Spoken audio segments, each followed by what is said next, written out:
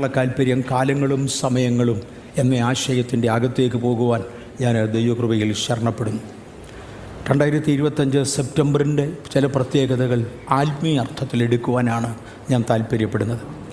ഭൗതിക അർത്ഥത്തിൽ പ്രത്യേകിച്ചും സാമ്പത്തിക മണ്ഡലങ്ങളിലും രാഷ്ട്രീയ മണ്ഡലങ്ങളിലും വ്യത്യാസങ്ങളുണ്ട്. അതുമായി ഡീൽ ചെയ്യുന്നവർ ആ കാര്യം സംസാരിക്കട്ടെ. ആത്മീയ വിഷയങ്ങൾ സംസാരിക്കുവാൻ ദൈവം നമ്മെ ആത്മീയരാക്കിയതുകൊണ്ട് ഞാൻ കർത്താവിനെ വാഴ്ത്തുകയാണ്. ഞാൻ ഈ ഒരു പ്രസ്താവന എടുത്തു പറയാൻ ആഗ്രഹിക്കുന്നു. യേശുക്രിസ്തു നാളും നാഴികയും, യേശു വരുന്ന നാളും യേശു വരുന്ന ദിവസവും നാഴികയും പറയുവാൻ ഞാൻ ആരുമല്ല, എനിക്കറിഞ്ഞുകൂടാ. പക്ഷെ നാം സദാസമയം ഒരുങ്ങിയിരിക്കണം. പ്രത്യേകിച്ച് ദിവസങ്ങളിൽ ഒരു വലിയ ആത്മീക ചലനം നടക്കും. നാം ദൈവത്തോട് ചേർന്നിരിക്കുവാൻ താല്പര്യപ്പെടണം. കഴിഞ്ഞ പ്രാവശ്യങ്ങളിൽ 2017 മുതൽ പല പ്രാവശ്യം കർത്താവായ യേശുവിൻ്റെ വരവിനെക്കുറിച്ചും അന്ത്യകാല സംഭവങ്ങളെക്കുറിച്ചും ഞാനിവിടെ ഓർമ്മിപ്പിച്ചിരുന്നു. ജീവിതത്തിൽ ഒരിക്കൽ പോലും യേശു ഇന്ന ദിവസം വരുമെന്ന് ഞാൻ പറഞ്ഞില്ല. അത് പറയാൻ എനിക്ക് അറിഞ്ഞുകൂടാ. കാര്യം ബൈബിളിൽ യേശു അക്കാര്യം വ്യക്തമാക്കുന്നുണ്ട്. പക്ഷെ പറയുന്നത് പോലെ മനസ്സിലാക്കാൻ ബുദ്ധിയില്ലാത്ത കേൾവിക്കാർ അങ്ങും ഇങ്ങുമൊക്കെ കേൾക്കും. കഴിഞ്ഞ ദിവസം ഒരാൾ പരസ്യമായി എഴുതിയിരിക്കുന്നത് ഞാൻ കണ്ടു. ഇന്ന ദിവസം യേശു വരുമെന്ന് യേശു MA വർഗീസ് 2017 പ്രസംഗിച്ചു വന്ന്. അബദ്ധമാണ്, വ്യാജമാണ്, ആളിന് മനസ്സിലാക്കാൻ കഴിവില്ലാതെ പോയതാണ്. അതുകൊണ്ട് ഞാൻ ഇന്ന് എഴുതി വെച്ചത്. ദയവായി എല്ലാവരും ശ്രദ്ധിക്കും. അവനെ ഒന്ന് പ്രൊജക്റ്റ് ചെയ്തു. യേശു വരുന്ന നാളും നാഴികയും എനിക്ക് അറിഞ്ഞുകൂടാ. ഞാൻ ഇത്രയും ബോൾഡ് പ്രിൻ്റിൽ ഇതിടുന്നതിൻ്റെ കാരണം ആരെങ്കിലും മണ്ടത്തരം പറഞ്ഞാൽ നീ മണ്ടനാന്ന് തിരിച്ച് അവരോട് പറയാൻ വേണ്ടിയാണ്. സദാസമയം ഒരുങ്ങിയിരിക്കണം. പ്രത്യേകിച്ച് ഈ ദിവസങ്ങളിൽ ഒരു വലിയ ആത്മീക ചലനം നടക്കും. ഈ സെപ്റ്റംബറിൽ തന്നെ ഒരു ആത്മീക ചലനമുണ്ട്. ആ ചലനത്തിൽ ദൈവത്തോട് അടുത്തിരിക്കുവാൻ കർത്താവ് നമുക്ക് കൃപ തരണം. ഇത് 2-3 പ്രാവശ്യം ഞാനിത് ആവർത്തിക്കുമെന്ന് എനിക്ക് തോന്നുന്നു. ഓക്കെ, നമുക്ക് മുന്നോട്ട് പോകാം. കഴിഞ്ഞ ആഴ്ചയിൽ നമ്മൾ വെള്ളിക്കാഹളങ്ങളെക്കുറിച്ച് സംസാരിച്ചിരുന്നു. ഓൾഡ് ടെസ്റ്റ്മെൻറ്റിനകത്ത് 2 കാഹളങ്ങൾ ഉണ്ടാക്കുന്നതിനെക്കുറിച്ച് പറഞ്ഞിരുന്നു. കഴിഞ്ഞ ആഴ്ച ചിന്തിച്ചതാണ്. നമ്പേഴ്സ്, സംഖ്യാപുസ്തകം 10-ാം അധ്യായത്തിൻ്റെ 1-2 വാക്യങ്ങളിൽ യഹോവ പിന്നെയും മോശയോട് അരുളിച്ചത് എന്തെന്നാൽ വെള്ളി കൊണ്ട് 2 കാഹളം ഉണ്ടാക്കുക, അടിപ്പ് പണിയായി അവയെ ഉണ്ടാക്കണം. അടിപ്പ് പണിയെ ഞാൻ ഇനിയും വിശദീകരിക്കുന്നില്ല. അത് അടിപ്പ് പണിയായി ഉണ്ടാക്കണം. കാഹളങ്ങൾ ഉരുക്കി വാർത്താൽ, വെള്ളി ഉരുക്കി കാഹളമായി വാർത്തെടുക്കാൻ കഴിയും. പക്ഷേ അതിനാവശ്യമുള്ളതായ സ്വരം അതിനകത്തൊന്നും കിട്ടത്തില്ല. അടിപ്പ് പണിയായി ഉണ്ടാക്കുന്നതിന് മാത്രമേ ആവശ്യമുള്ള സ്വരം കിട്ടത്തുള്ളൂ. അല്ലെങ്കിൽ ആവശ്യമുള്ള ഇമ്പനാദം കിട്ടണമെങ്കിൽ അത് അടിച്ചു പണിയെടുത്തതേ പറ്റുള്ളൂ.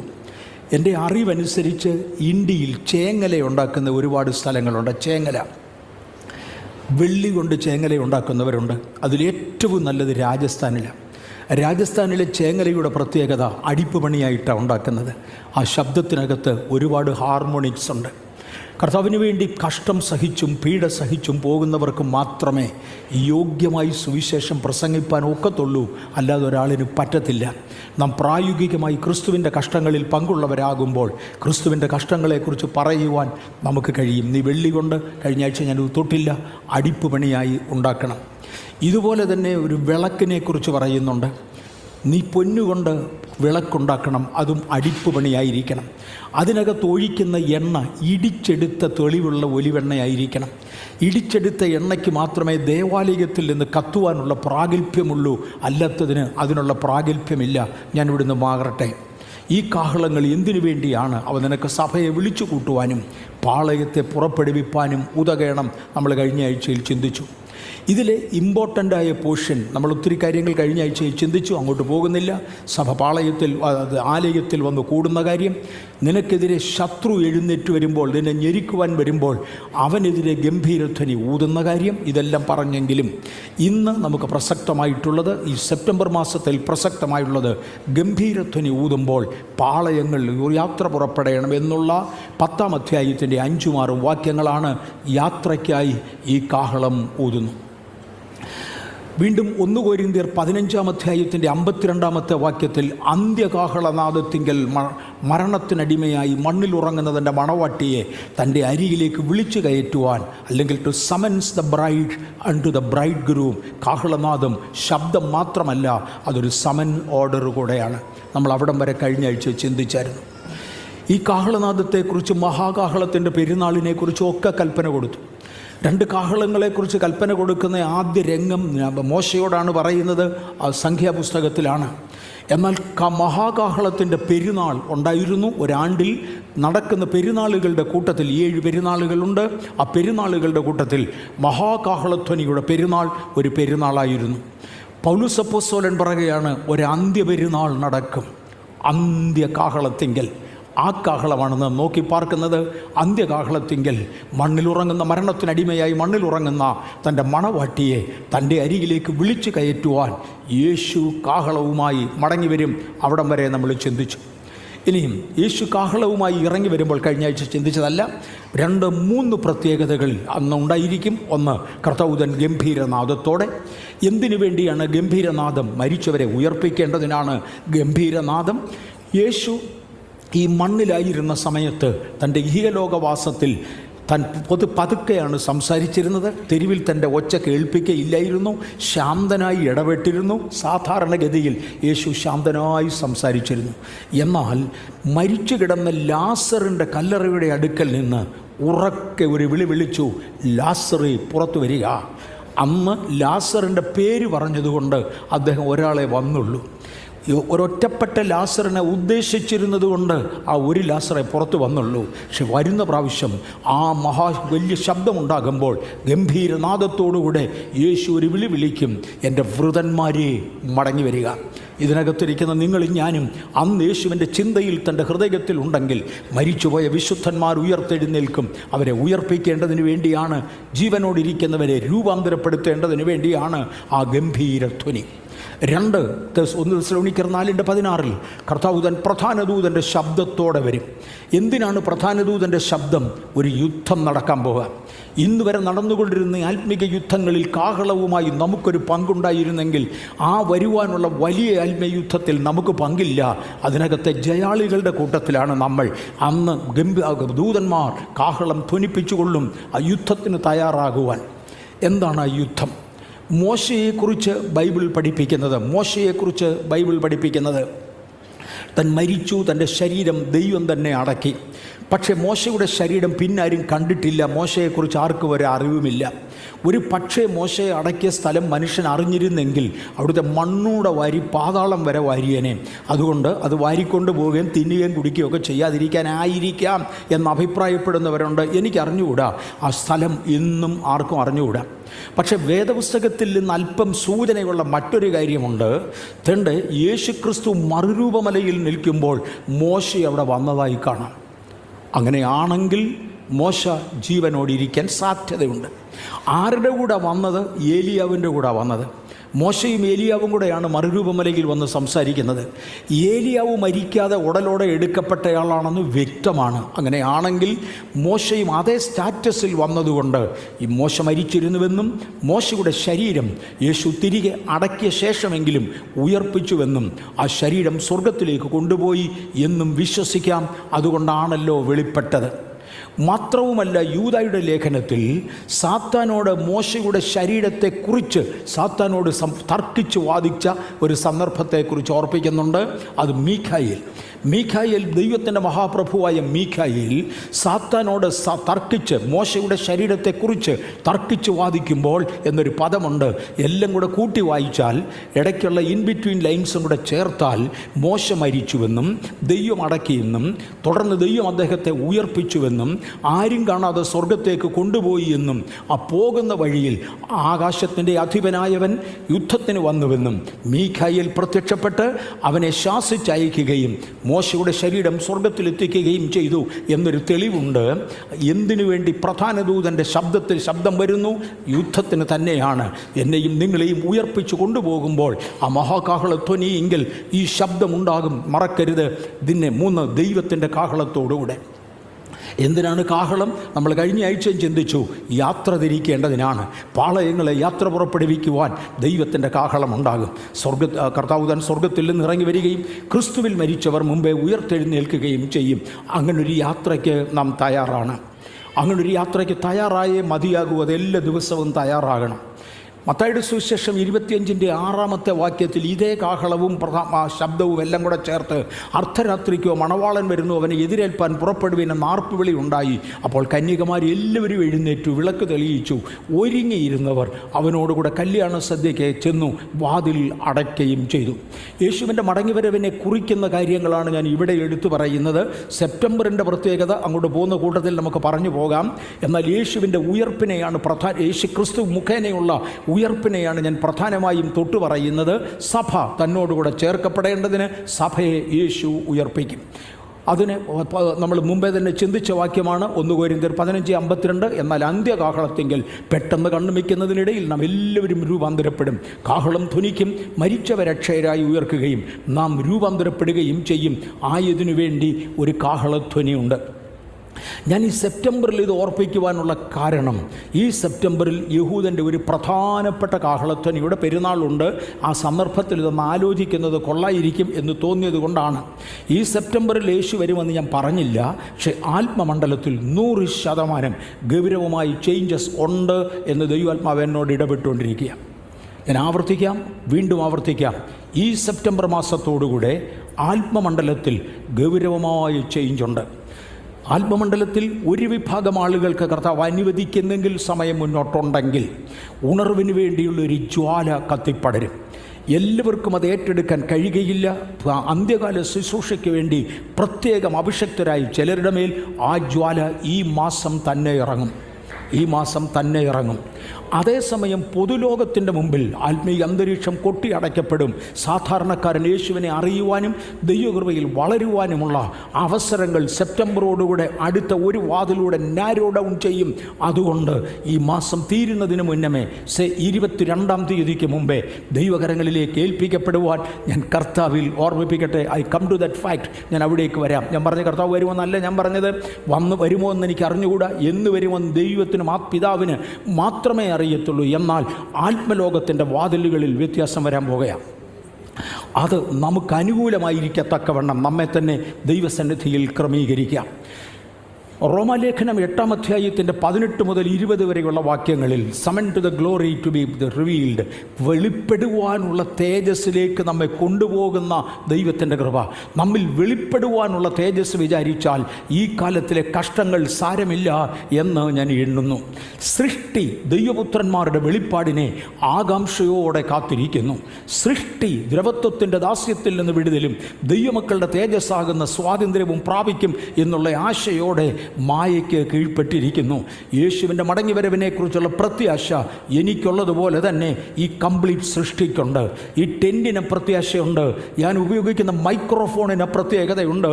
ഇന്നിതെല്ലാം ദ്രവത്വത്തിനടിമയാണ്. ഞാൻ 2 ദിവസമായിട്ട് 2 ആഴ്ചയായിട്ട് ചിന്തിക്കുന്നുണ്ട്.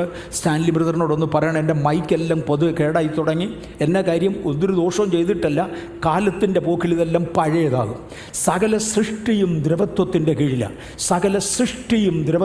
കീഴിലാണ്. ദൈവമക്കളാകുന്ന നമ്മൾ നിലവിളിക്കുന്നത് പോലെ തന്നെ ബൈബിൾ പറയുന്നു, സകല സൃഷ്ടിയും ദൈവപുത്രന്മാരുടെ വെളിപ്പാടിന് വേണ്ടി ആകാംക്ഷയോടെ കാത്തിരുന്ന് ദൈവത്തോട് നിലവിളിക്കുകയാണ്, ഞങ്ങളെ ഈ ദ്രവത്വത്തിൽ നിന്നൊന്ന് വീണ്ടെടുക്കണേ. ആദം വരുത്തിവെച്ച പാപത്താൽ, ലോകത്തിൻ്റെ മേൽ വന്നു വീണ ശാപത്താൽ ദ്രവത്വത്തിന് ഞങ്ങൾ അടിമകളായി മാറി. ഞങ്ങളെ ഇതിൽ നിന്ന് ഉദ്ധരിക്കണമെങ്കിൽ ദൈവപുത്രന്മാരുടെ വെളിപ്പാട് നടന്നേ മതിയാകെയുള്ളൂ. മുഴു സൃഷ്ടിയുടെയും പ്രാർത്ഥന ദൈവ മുമ്പിൽ ഉണ്ട് എന്ന് മറക്കരുത്. നമ്മിൽ ഒരു തേജസ് വെളിപ്പെടും. അന്ന് നമ്മിൽ ഒരു തേജസ് വെളിപ്പെടും. അത് നമുക്ക് ഏറ്റെടുക്കണം.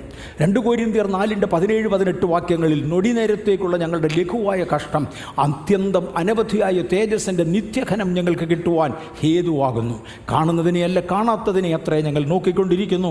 കാണുന്നത് താൽക്കാലികം, കാണാത്തതോ നിത്യം. ഇത് നമുക്ക് കാണുവാൻ കഴിയും. യെശയ്യാവിൻ്റെ പുസ്തകം 40-ാം അധ്യായത്തിൻ്റെ 5-ാമത്തെ വാക്യത്തിൽ യഹോവയുടെ മഹത്വം വെളിപ്പെടും, സകല ജഡവും ഒരുപോലെ അതിനെ കാണും, യഹോവയുടെ വായല്ലോ അരുളി ചെയ്തിരിക്കുന്നത് എന്നിങ്ങനെ പഴയ നിയമത്തിലും ഇതിനെക്കുറിച്ച് പറയുന്നുണ്ട്.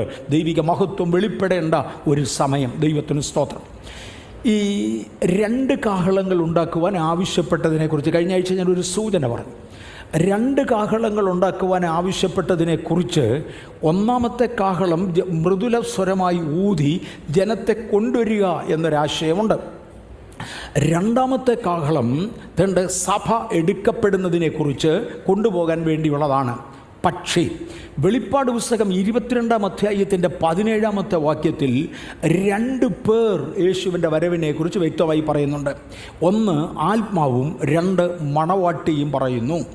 വരിക എന്ന് ആത്മാവും, വരിക എന്ന് മണവാട്ടിയും പറയുന്നു.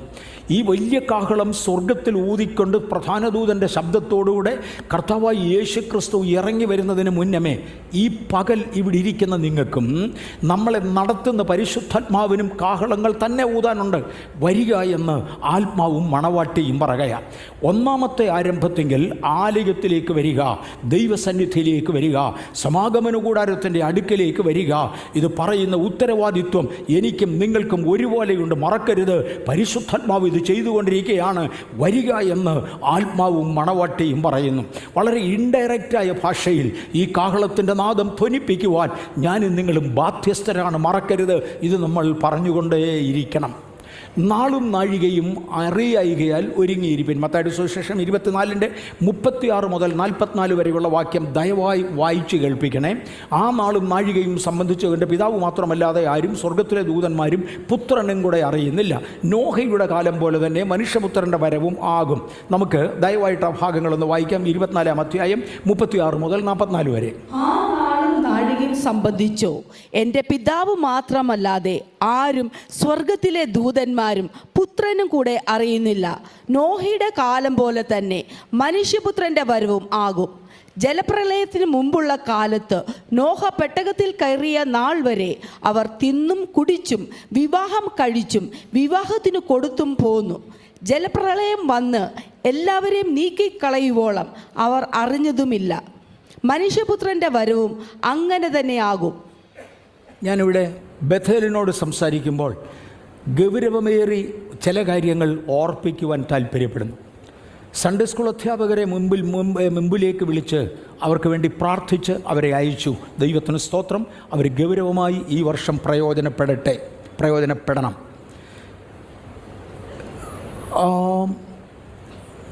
മറക്കരുത്, ഞാൻ ഒരു അധ്യാപകനായി കുറച്ച് നാൾ ജോലി ചെയ്തിട്ടുണ്ട്. 2-3 വർഷത്തോളം ഒരു ഡിപ്ലോമ ലെവലിൽ കുട്ടികളെ പഠിപ്പിക്കുന്ന ജോലിയായിരുന്നു. അന്ന് ഞാൻ ഒരു കാര്യം മനസ്സിലാക്കി. ഞാൻ കോളേജ് വിട്ടിട്ട് ഒത്തിരി വർഷങ്ങളായി, പക്ഷേ കുഞ്ഞുങ്ങൾ കോളേജിൽ നിന്ന് ഇങ്ങോട്ട് ഫ്രഷായി വരുന്നതാണ്. എന്നേക്കാൾ കൂടുതൽ അറിവ് അവർക്കുണ്ട്. അവർക്ക് ആവശ്യമുള്ളത് പഠിപ്പിക്കണമെങ്കിൽ എനിക്കൊത്തിരി പ്രിപ്പറേഷൻ ആവശ്യമുണ്ട്. സൺഡേ സ്കൂൾ അധ്യാപകർ വളരെ പ്രത്യേകിച്ച് ശ്രദ്ധിച്ചോണം. എനിക്ക് ഒരുപാട് പ്രിപ്പറേഷൻ ആവശ്യമുണ്ട്. ഞാൻ പഠിപ്പിക്കുന്നതിൻ്റെ 80% കൂടുതൽ ഒരാവറേജ് കുട്ടിക്ക് മനസ്സിലാകത്തില്ല. ഒന്നുകൂടെ പറയാം, ഞാൻ പറഞ്ഞു കൊടുക്കുന്നതിൻ്റെ 80% കൂടുതൽ ഒരു ആവറേജ് വ്യക്തിക്ക് മനസ്സിലാകത്തില്ല. ആ തൽക്കാലത്തേക്ക് മനസ്സിലായതിൻ്റെ 80% കൂടുതൽ റിട്ടൻറ്റിവിറ്റി കാണത്തില്ല, ഓർത്തിരിക്കാൻ ഒക്കുകയില്ല. ഓർത്തിരിക്കുന്നതിൻ്റെ 80%-ലധികം പരീക്ഷയിൽ എഴുതി വെക്കാൻ അവരെ കൊണ്ടൊക്കത്തില്ല. അങ്ങനെയാണെങ്കിൽ പരീക്ഷയിൽ ഒരാൾക്ക് ഫുൾ മാർക്ക് വേണമെങ്കിൽ പഠിപ്പിക്കാൻ പോകുന്ന ഞാൻ ഏറെക്കുറെ എൻ്റെ സിലബസിൻ്റെ 200% 2 ഇരട്ടി അധികം പ്രിപ്പയർ ചെയ്തേ പറ്റത്തുള്ളൂ. ആ കാര്യം എൻ്റെ സൺഡേ സ്കൂൾ സഹോദരന്മാർ, സൺഡേ സ്കൂളിൽ പഠിപ്പിക്കുന്നവർ എല്ലാവരും ഒന്ന് ഓർത്തിരിക്കണം. ഞാൻ ഒരു കാര്യം കൂടെ പരസ്യമായി എടുത്തോർപ്പിക്കാൻ താല്പര്യപ്പെടുന്നു. നമ്മൾ മാതൃകയുള്ളവരായിരിക്കണം. നമ്മുടെ വസ്ത്രധാരണം, ഞാൻ ഇവിടെ നോഹയുടെ കാര്യം ഇത് പറയുന്നേ, നമ്മുടെ വസ്ത്രധാരണം, സംസാരം, ഇടപെടൽ സകലതും മാതൃകാപരമായിരിക്കണം. എങ്കിൽ മാത്രമേ നമ്മളുടെ കൂടെ പഠിക്കുന്ന കുഞ്ഞുങ്ങൾ ഇതിൻ്റെ ഒരു ഭാഗമെങ്കിലും കൊണ്ടുപോകത്തുള്ളൂ. അവരെ നമുക്ക് വളർത്തിയെടുക്കണം. അതുപോലെ തന്നെ എൻ്റെ പേഴ്സണൽ ഒപ്പീനിയനിൽ സൺഡേ സ്കൂളിൽ പഠിപ്പിക്കുന്ന ടീച്ചേഴ്സും അവിടെ പഠിക്കുന്ന കുട്ടികളും കഴിവുള്ളിടത്തോളം മെസ്സേജ് കഴിഞ്ഞ് പോകാവൂ. കാര്യം നിങ്ങൾക്ക് സത്യമായും കിട്ടാനുള്ള ഒരുപാട് കാര്യങ്ങൾ ഇവിടെ ഉണ്ട് എന്നെനിക്ക് ഉറപ്പുണ്ട്. നോഹയുടെ കാലം പോലെ തന്നെ മനുഷ്യപുത്രൻ്റെ കാലവുമാകും. നോഹയുടെ കാലത്തിൻ്റെ പ്രത്യേകത എന്തായിരുന്നു? നോഹയുടെ കാലത്ത് ജനം തോന്നിയതുപോലെ നടന്നു. ആ തോന്നിയതുപോലെ നടന്നുവെന്ന് പറയുന്നത് നികൃഷ്ടമായി നടന്നുവെന്നൊക്കെ അന്നത്തെ ഭാഷയിൽ എഴുതി വെച്ചെങ്കിൽ ഇന്ന് ഒത്തിരിയും കൂടെ വിദ്യാഭ്യാസമുള്ള കാലമാണ്. ഇന്ന് പറയാനുള്ളത് അവർ എക്സ്ട്രാ ടെറസ്ട്രിയൽ മോഡലിൽ നടന്നു എന്നാ. ശ്രദ്ധിച്ച് കേട്ടോണം. അതുകൊണ്ടാണ് ഞാനിത് പറയുന്നത്. ഇന്നത്തെ സാഹചര്യത്തിൽ അവർ എക്സ്ട്രാ ടെറസ്ട്രിയൽ മോഡലിൽ നടന്നു.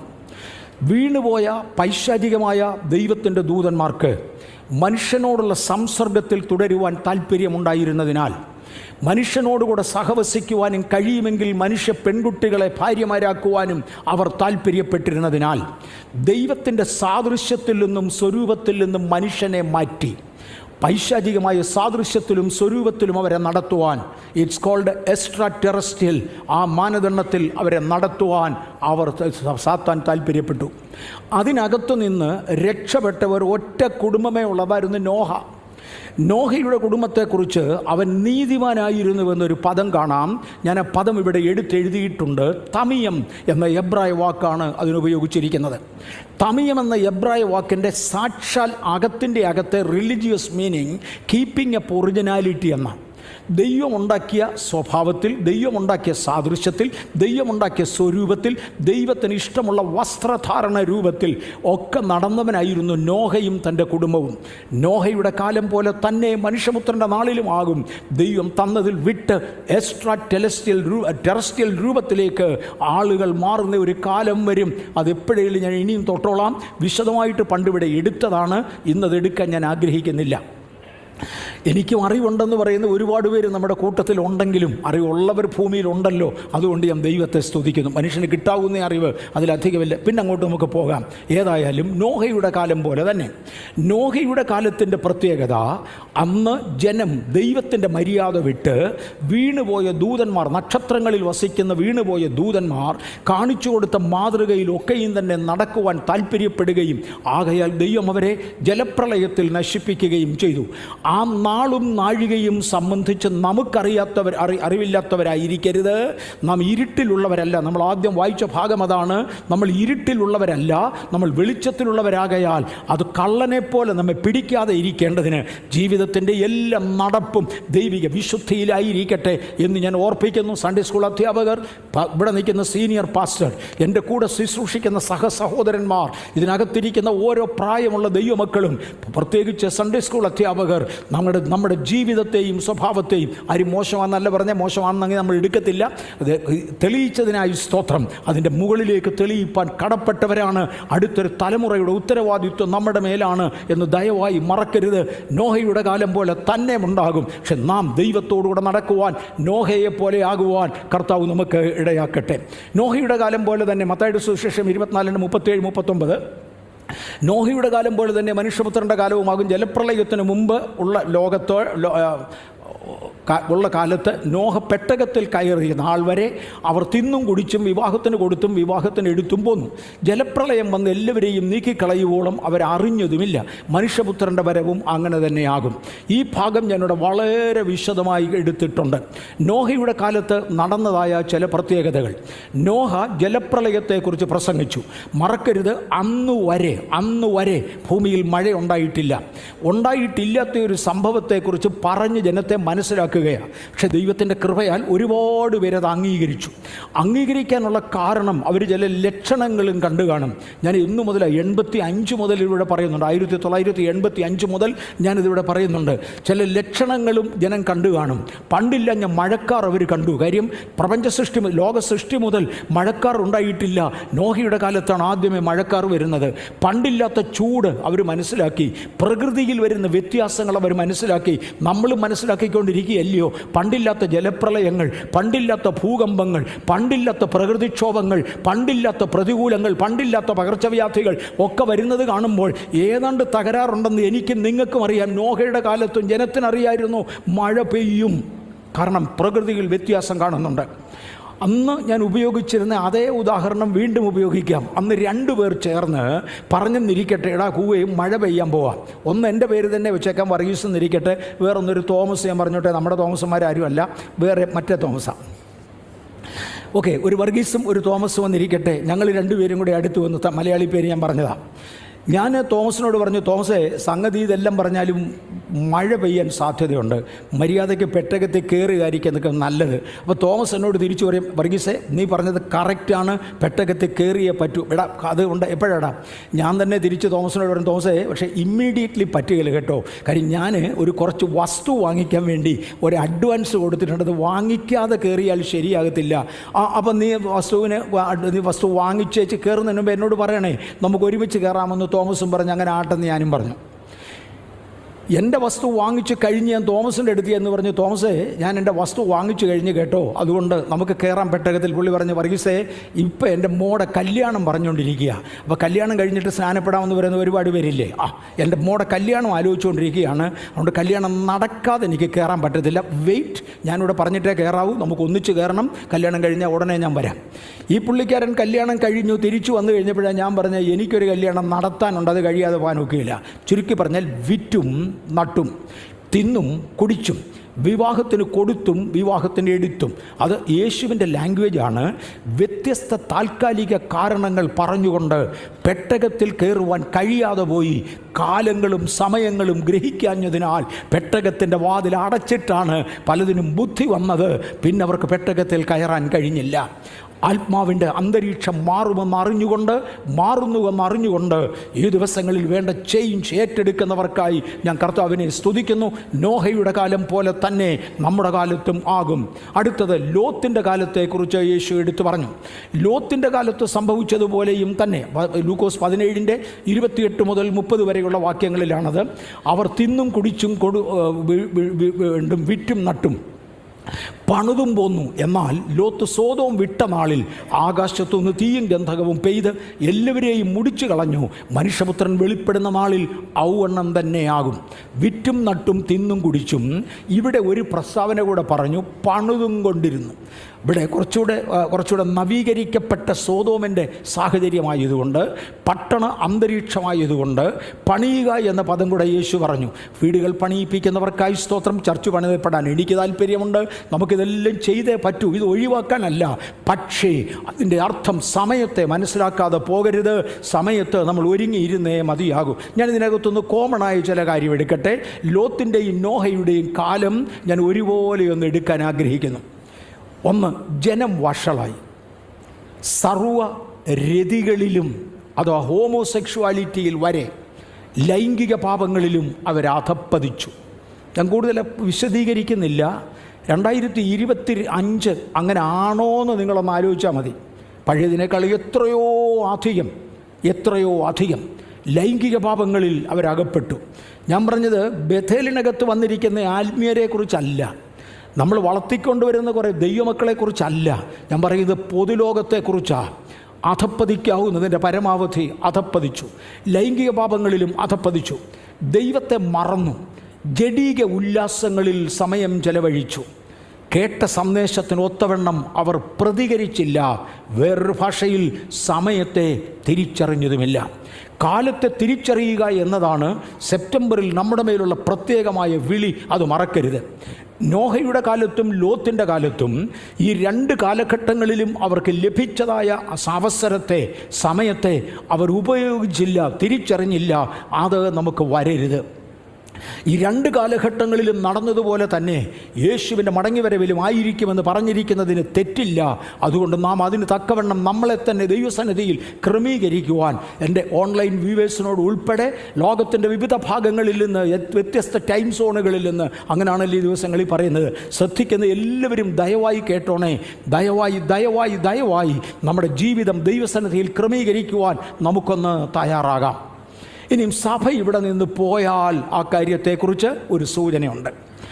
ലോത്ത് പോയാൽ സോദോമിൻ്റെ മേൽ തീ വീഴും. അതാണ് യേശു പറഞ്ഞത്. ലോത്ത് പോയാൽ, ലോത്തിനെ അവിടുന്ന് വേർതിരിച്ചു. നീ ഇവിടെ ഉള്ളിടത്തോളം കാലം ഇതിനോടൊരു ദോഷവും ചെയ്യാൻ ഞങ്ങൾക്കൊക്കത്തില്ല. കാരണം അബ്രഹാം നിമിത്തം ഞങ്ങൾക്കൊരു കമ്മിറ്റ്മെൻ്റ് ഉണ്ട്. ഭയങ്കരം അത് കേട്ടോ, ഇതിന് ഭയങ്കര ആത്മീയ അർത്ഥമാണ്. അന്ന് ദൈവത്തിൻ്റെ ദൂതന്മാർ അബ്രഹാമിൻ്റെ അടുക്കൽ എന്ന് പറഞ്ഞ, അബ്രഹാമേ, നിൻ്റെ സഹോദരപുത്രനായ ലോത്തിനടുത്തുണ്ട്. അവനെ പിടിച്ചുകൊണ്ടുപോയി. അന്ന് അബ്രഹാം ലോത്തിന് വേണ്ടി ഒരുപാട് ദൈവത്തോട് പക്ഷപാതം ചെയ്തു. പറഞ്ഞ്, കർത്താവേ, ആ പട്ടണം നശിപ്പിക്കരുത്, ആ പട്ടണം പാപമുള്ളതാകയാൽ അതിനെ നശിപ്പിക്കുമെന്നാണ് ദൂതന്മാർ പറഞ്ഞത്. നശിപ്പിക്കരുത്. അവിടെ 50 നീതിമാന്മാർ കുറഞ്ഞ് ദൈവത്തോട് പ്ലീഡ് ചെയ്തുകൊണ്ടിരുന്നു. അവസാനം പറഞ്ഞു, അബ്രഹാം എന്ന ഒരുത്തനോട് ദൈവത്തിനുള്ള കമ്മിറ്റ്മെൻറ്റ് നിമിത്തം ദൈവത്തെ അനുസരിച്ച് സകലതും വെടിഞ്ഞ് ഇറങ്ങിത്തിരിഞ്ഞ് ആ ടെറസ്ട്രിയൽ ഫിലോസഫി മാറ്റിവെച്ച് ദൈവിക ഫിലോസഫിയിലേക്ക് നിന്ന അബ്രഹാമേ, അങ്ങയോട് ദൈവത്തിനോട് കൽപ്പനയും കടപ്പാടുമുണ്ട്. ആ കാരണത്താൽ ഈ ലോത്തിനെ ഇവിടെ ഇട്ടേക്കാനൊക്കത്തില്ല. മോനെ ലോത്തെ, നീ ഇറങ്ങിയില്ലേ, നിന്നെ വലിച്ചിറക്കാൻ പോകുക. കാര്യം അബ്രഹാമിൻ്റെ മുഖത്ത് നാളെയും ദൈവത്തിന് നോക്കേണ്ടതാണ്. അബ്രഹാമിനെ ഓർത്ത് നിന്നെ കൊണ്ടുപോയേ മതിയാകെയുള്ളൂ. പുതിയ നിയമസഭയൊക്കെ അബ്രഹാമിനെ മറക്കാനൊക്കത്തില്ല. ക്രിസ്തുവിൻ്റെ മരണം നിമിത്തം എന്നെ അബ്രഹാമിനോട് ബന്ധിപ്പിക്കുകയായിരുന്നു എന്ന് മറക്കരുത്. അബ്രഹാം വിശ്വാസികളുടെ പിതാവാണ്. അത് പഴയ നിയമ വിശ്വാസികളുടെയും പുതിയ നിയമ വിശ്വാസികളുടെയും. ഇന്ന് പകൽ അബ്രഹാമിനെ ഓർത്തുകൊണ്ട് ദൈവത്തിന് പറവാനുള്ളത്, ലോത്തെ, നീ ഇവിടെ ഇരിക്കരുത്. മേബർഗീസ് 2017 മുതൽ യേശുവിൻ്റെ വരവിനെക്കുറിച്ച് ഇതേ ഭാഷയിൽ, ഇപ്പം കൂടെ കൂടിയ ശൈലിയിലാണ് ഞാൻ വരുന്നത്, അല്പം കൂടെ കുറഞ്ഞ ശൈലിയിലെങ്കിലും ഇതേ ഭാഷയിൽ സംസാരിക്കുന്നുണ്ട്. അല്ല, എൻ്റെ 12ാമത്തെ വയസ്സ് മുതൽ യേശുവിൻ്റെ വരവിനെക്കുറിച്ചും സഭയുടെ ഉൽപ്രാപണത്തെക്കുറിച്ചും അറിയാവുന്നതുപോലെ സൂചനകൾ പറഞ്ഞിരുന്നു. ഇന്ന് അല്പം കൂടെ കൂടുതൽ പറയുവാൻ കർത്താവ് തന്ന അറിവിനായി ഞാൻ ദൈവത്തെ വാഴ്ത്തുന്നു. എനിക്കൊത്തിരി അറിവുണ്ടെന്നല്ലേ ഞാൻ പറഞ്ഞത്, ഉള്ള അറിവ് ഈ ലൈനിൽ ഉപയോഗിപ്പാൻ കർത്താവ് തന്ന കൃപയ്ക്കായി ഞാൻ കർത്താവിനെ സ്തുതിക്കും. നമുക്കെല്ലാം കഴിവുണ്ട് കേട്ടോ, എല്ലാവർക്കും കഴിവുണ്ട്. ചിലർ ചീട്ടുകളിയിൽ ഭയങ്കര വിദഗ്ധരാണ്, അവർക്ക് കിട്ടിയ സമയം അവർ അതിനെ ഉപയോഗിച്ച്. ചിലർക്ക് നുണ പറയാൻ എന്നാ കഴിവെന്നറിയാമോ, മറ്റിടത്തുനിന്നുള്ള ന്യൂസ് പിടിക്കാൻ എന്നാ കഴിവപ്പാ. കാര്യം അവർക്ക് കിട്ടിയ സമയം ഉപയോഗിച്ച് അതിനകത്താണ്. നമുക്ക് കിട്ടുന്ന സമയം ദൈവത്തിന് വേണ്ടി ഉപയോഗിക്കാൻ നമുക്ക് ശ്രമിച്ചാൽ, കഴിവുകൾ ദൈവത്തിന് വേണ്ടി ആക്കിയാൽ ദൈവത്തിന് പ്രയോജനപ്പെടാൻ കഴിയും. ലോത്തെ, നിന്നെ വലിച്ചിറക്കിക്കൊണ്ട് പോകുന്നത് എന്തിനാണെന്നറിയാമോ? സോതോമിൽ തീയിടാനായിട്ടാണ്. ലോത്ത് സോതോം വിട്ട നാളിൽ തീയും ഗന്ധകവും ഇവിടെ പകർന്നു. സഭ ഇവിടെ നിന്ന് മാറ്റപ്പെട്ടാൽ നാശം ലോകത്തിൻ്റെ മേൽ പകരപ്പെടും. മറക്കരുത്, ലോത്തിൻ്റെ കാലത്ത് സംഭവിച്ചതും നോഹയുടെ കാലത്ത് സംഭവിച്ചതും. ലോത്ത് സോതോമിൽ നിന്ന് പോയാൽ സോതോമിൻ്റെ മേൽ തീ വീഴും. നോഹ പോയാൽ ജലപ്രളയമുണ്ടാകും, ജനം നശിക്കും. നോഹ പെട്ടകത്തിൽ കയറിയാൽ ജലപ്രളയമുണ്ടാകും, ജനം നശിക്കും. സഭ പോയാൽ ഈ മണ്ണിൽ ന്യായവിധി ഉണ്ടാകും. സഭ ഇവിടുന്ന് പോകുന്നതിന് മുന്നമേ ദൈവകൃപയോട് അടുക്കുവാൻ സാധാരണക്കാരനും കർത്താവ് കൃപ കൊടുക്കട്ടെ. നാളും നാഴികയും എന്ന പദപ്രയോഗത്തിൽ വീണ്ടും വരട്ടെ. അപ്പോസ്തല പ്രവൃത്തികളുടെ പുസ്തകം 1-ാം അധ്യായത്തിൻ്റെ 6-7 വാക്യങ്ങളിൽ ഒരുമിച്ച് കൂടിയിരുന്നപ്പോൾ അവർ അവനോട്, കർത്താവേ, ഇസ്രായേലിന് ഈ കാലത്തിൽ ഒരു രാജ്യം യഥാസ്ഥാനത്താക്കി കൊടുക്കുന്നത് എന്ന് ചോദിച്ചു.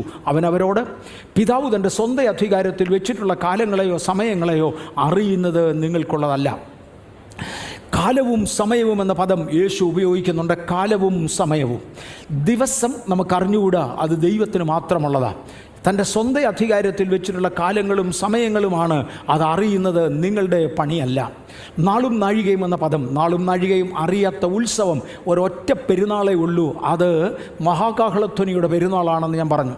ഞാൻ ഈ സ്റ്റേജ് ഇവിടെ കൊടുത്തിരിക്കുന്നതിനകത്ത് ഒരു കൊച്ചു നക്ഷത്രം, ഒരു ചന്ദ്രൻ ഉദിച്ചു വരുന്ന ചന്ദ്രക്കലയുടെ ഒരു അംശം രേഖപ്പെടുത്തിയിട്ടുണ്ട്. അത് കാണുന്നവർക്കായി സ്തോത്രം. ചന്ദ്രക്കലയുടെ അംശം രേഖപ്പെടുത്തിയിട്ടുണ്ട്. നാളും നാഴികയും അറിയാത്ത ഒറ്റ ഉത്സവം യഹൂദനുള്ളത്, അത് മഹാകാഹളധ്വനിയുടെ പെരുന്നാളാണ്. നാളും നാഴികയും അറിയാത്ത ഉത്സവം, അത് നിങ്ങൾ അറിയുന്നില്ലെന്നാണ് പറഞ്ഞത്. ഒരു ഉത്സവത്തോട് ബന്ധപ്പെടുത്തി ആയിരിക്കാം യേശു ഇത് പറഞ്ഞത്. അന്നും യേശുവിൻ്റെ മടങ്ങി വരവ് യഹൂദൻ്റെ സാക്ഷാൽ ഒരു പെരുന്നാളിനോട് ഉപമിച്ചാണ് തിരുവചനത്തിൽ ചിത്രീകരിച്ചിരിക്കുന്നത്. ഒറ്റ പെരുന്നാളേ ഉള്ളൂ, അത് മഹാകാഹളത്തിൻ്റെ പെരുന്നാളാണ്. ഞാൻ ആ ഭാഗത്ത് അല്പം കൂടെ ഗൗരവമായി തൊടാം. കഴിഞ്ഞ ആഴ്ച ഞാനിത് സ്ലൈഡ് കാണിച്ചിരുന്നു, വിശദീകരിച്ചില്ല. ഡേറ്റ്സ് ഓഫ് ദിസ് ഫീസ്റ്റ്, ഈ വർഷം ഈ ഫീസ്റ്റ് നടക്കേണ്ട ദിവസങ്ങളാണ്. In 2025, the Feast of Trumpet begins at sundown on Monday, September 22nd. September മാസം 22-ാം തീയതി മൺഡേ, തിങ്കളാഴ്ച വൈകുന്നേരം മുതൽ.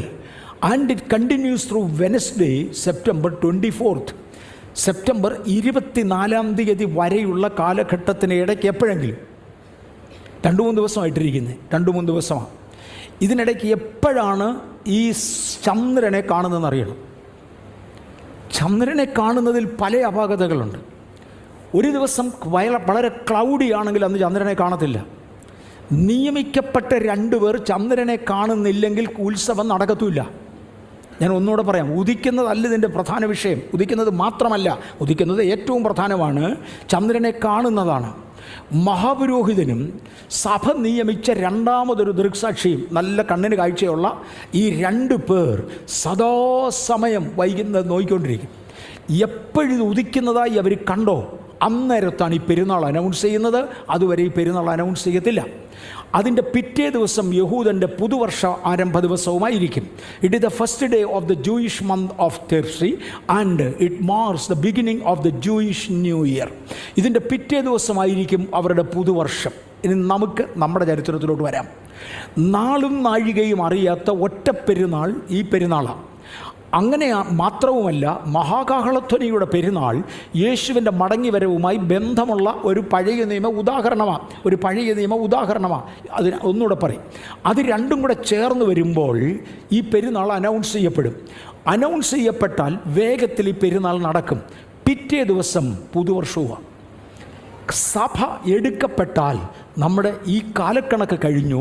2025 എന്നുള്ള കണക്ക് പോയി. നമ്മൾ വേറൊരു ഇറായിലേക്ക് കയറുകയാ, വേറൊരു കാലഘട്ടത്തിലേക്ക് കയറുകയാണ്. എല്ലാം ചേഞ്ചാണ്, സകലതും ചേഞ്ചാണ്. യഹൂദൻ ഒരു പുതുമ വർഷത്തിലേക്ക് പ്രവേശിക്കുന്നതിന് മുമ്പേ ഉള്ളതായ ഒന്നാണിത്. ആ ഒരു ഉദാഹരണം ഞാൻ പറഞ്ഞു. ഇനി അജണ്ട 2030 പണ്ട് ഞാൻ ഇവിടെ എടുത്തത് ഓർക്കുന്നുണ്ട്. ദീർഘമായി 2030 മുതൽ ഈ ഒരു ബ്ലഡ് മൂൺ ദിവസം 2015 തോന്നുന്നു, ഒരു ബ്ലഡ് മൂൺ ദിവസം ഞാൻ അന്ന് ഇവിടെ എടുത്തതാണ്. ഇന്ന് ഞാൻ എൻ്റെ കറക്റ്റ് ഡേറ്റ് ഓർക്കുന്നില്ല. കണ്ടുപിടിക്കാൻ ഒരു പ്രയാസവും ഇരിക്കുന്ന കൂട്ടത്തിൽ ആർക്ക് വേണേൽ കണ്ടുപിടിക്കാം. ന്യൂയോർക്കിൽ UNOയുടെ ഒരു നീണ്ട മീറ്റിംഗ് നടന്നു. ആ മീറ്റിങ്ങിനകത്ത് അവർ 2 അജണ്ടകൾ കൊണ്ടുവന്നു. ഒന്ന്, അജണ്ട 2020.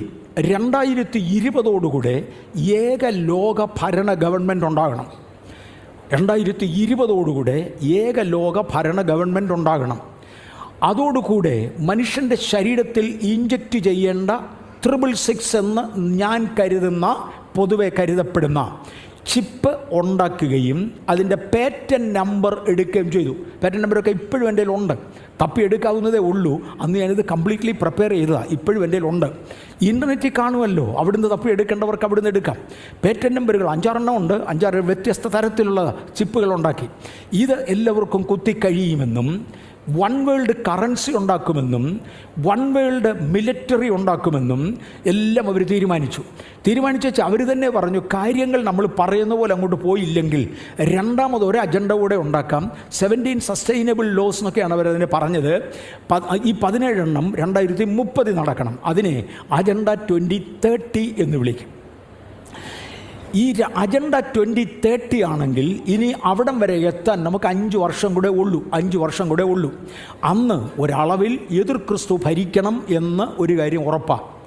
ഇന്നലെ ആരൊക്കെയോ എനിക്ക് 3-4 പേര് നമ്മുടെ ചർച്ചിനകത്തുനിന്ന് വരെ അതിൻ്റെ ലിങ്കുകൾ അതിൻ്റെ ലിങ്ക് ഫോർവേഡ് ചെയ്തില്ല. എനിക്കൊരു 3-4 പേര് ഒരു ലിങ്ക് ഫോർവേഡ് ചെയ്തു. നമ്മുടെ ഈ ചർച്ചിലുള്ള സഹോദരങ്ങൾ ആരോ അത് ലിങ്ക് വായിച്ച ശേഷം, അല്ലെങ്കിൽ ആരോ വായിച്ചു മലയാളത്തിൽ ഒരു കൊച്ചു റൈറ്റപ്പ് ഉണ്ടാക്കിയതിൻ്റെ കോപ്പി ചർച്ചിലുള്ള ആരോ എൻ്റെ പേർക്ക് വായിച്ചിരുന്നു. അതിനകത്ത് 2030 ആകുമ്പോഴേക്ക് ഇന്നുള്ള സ്മാർട്ട് ഫോണുകൾ പോയിരിക്കും.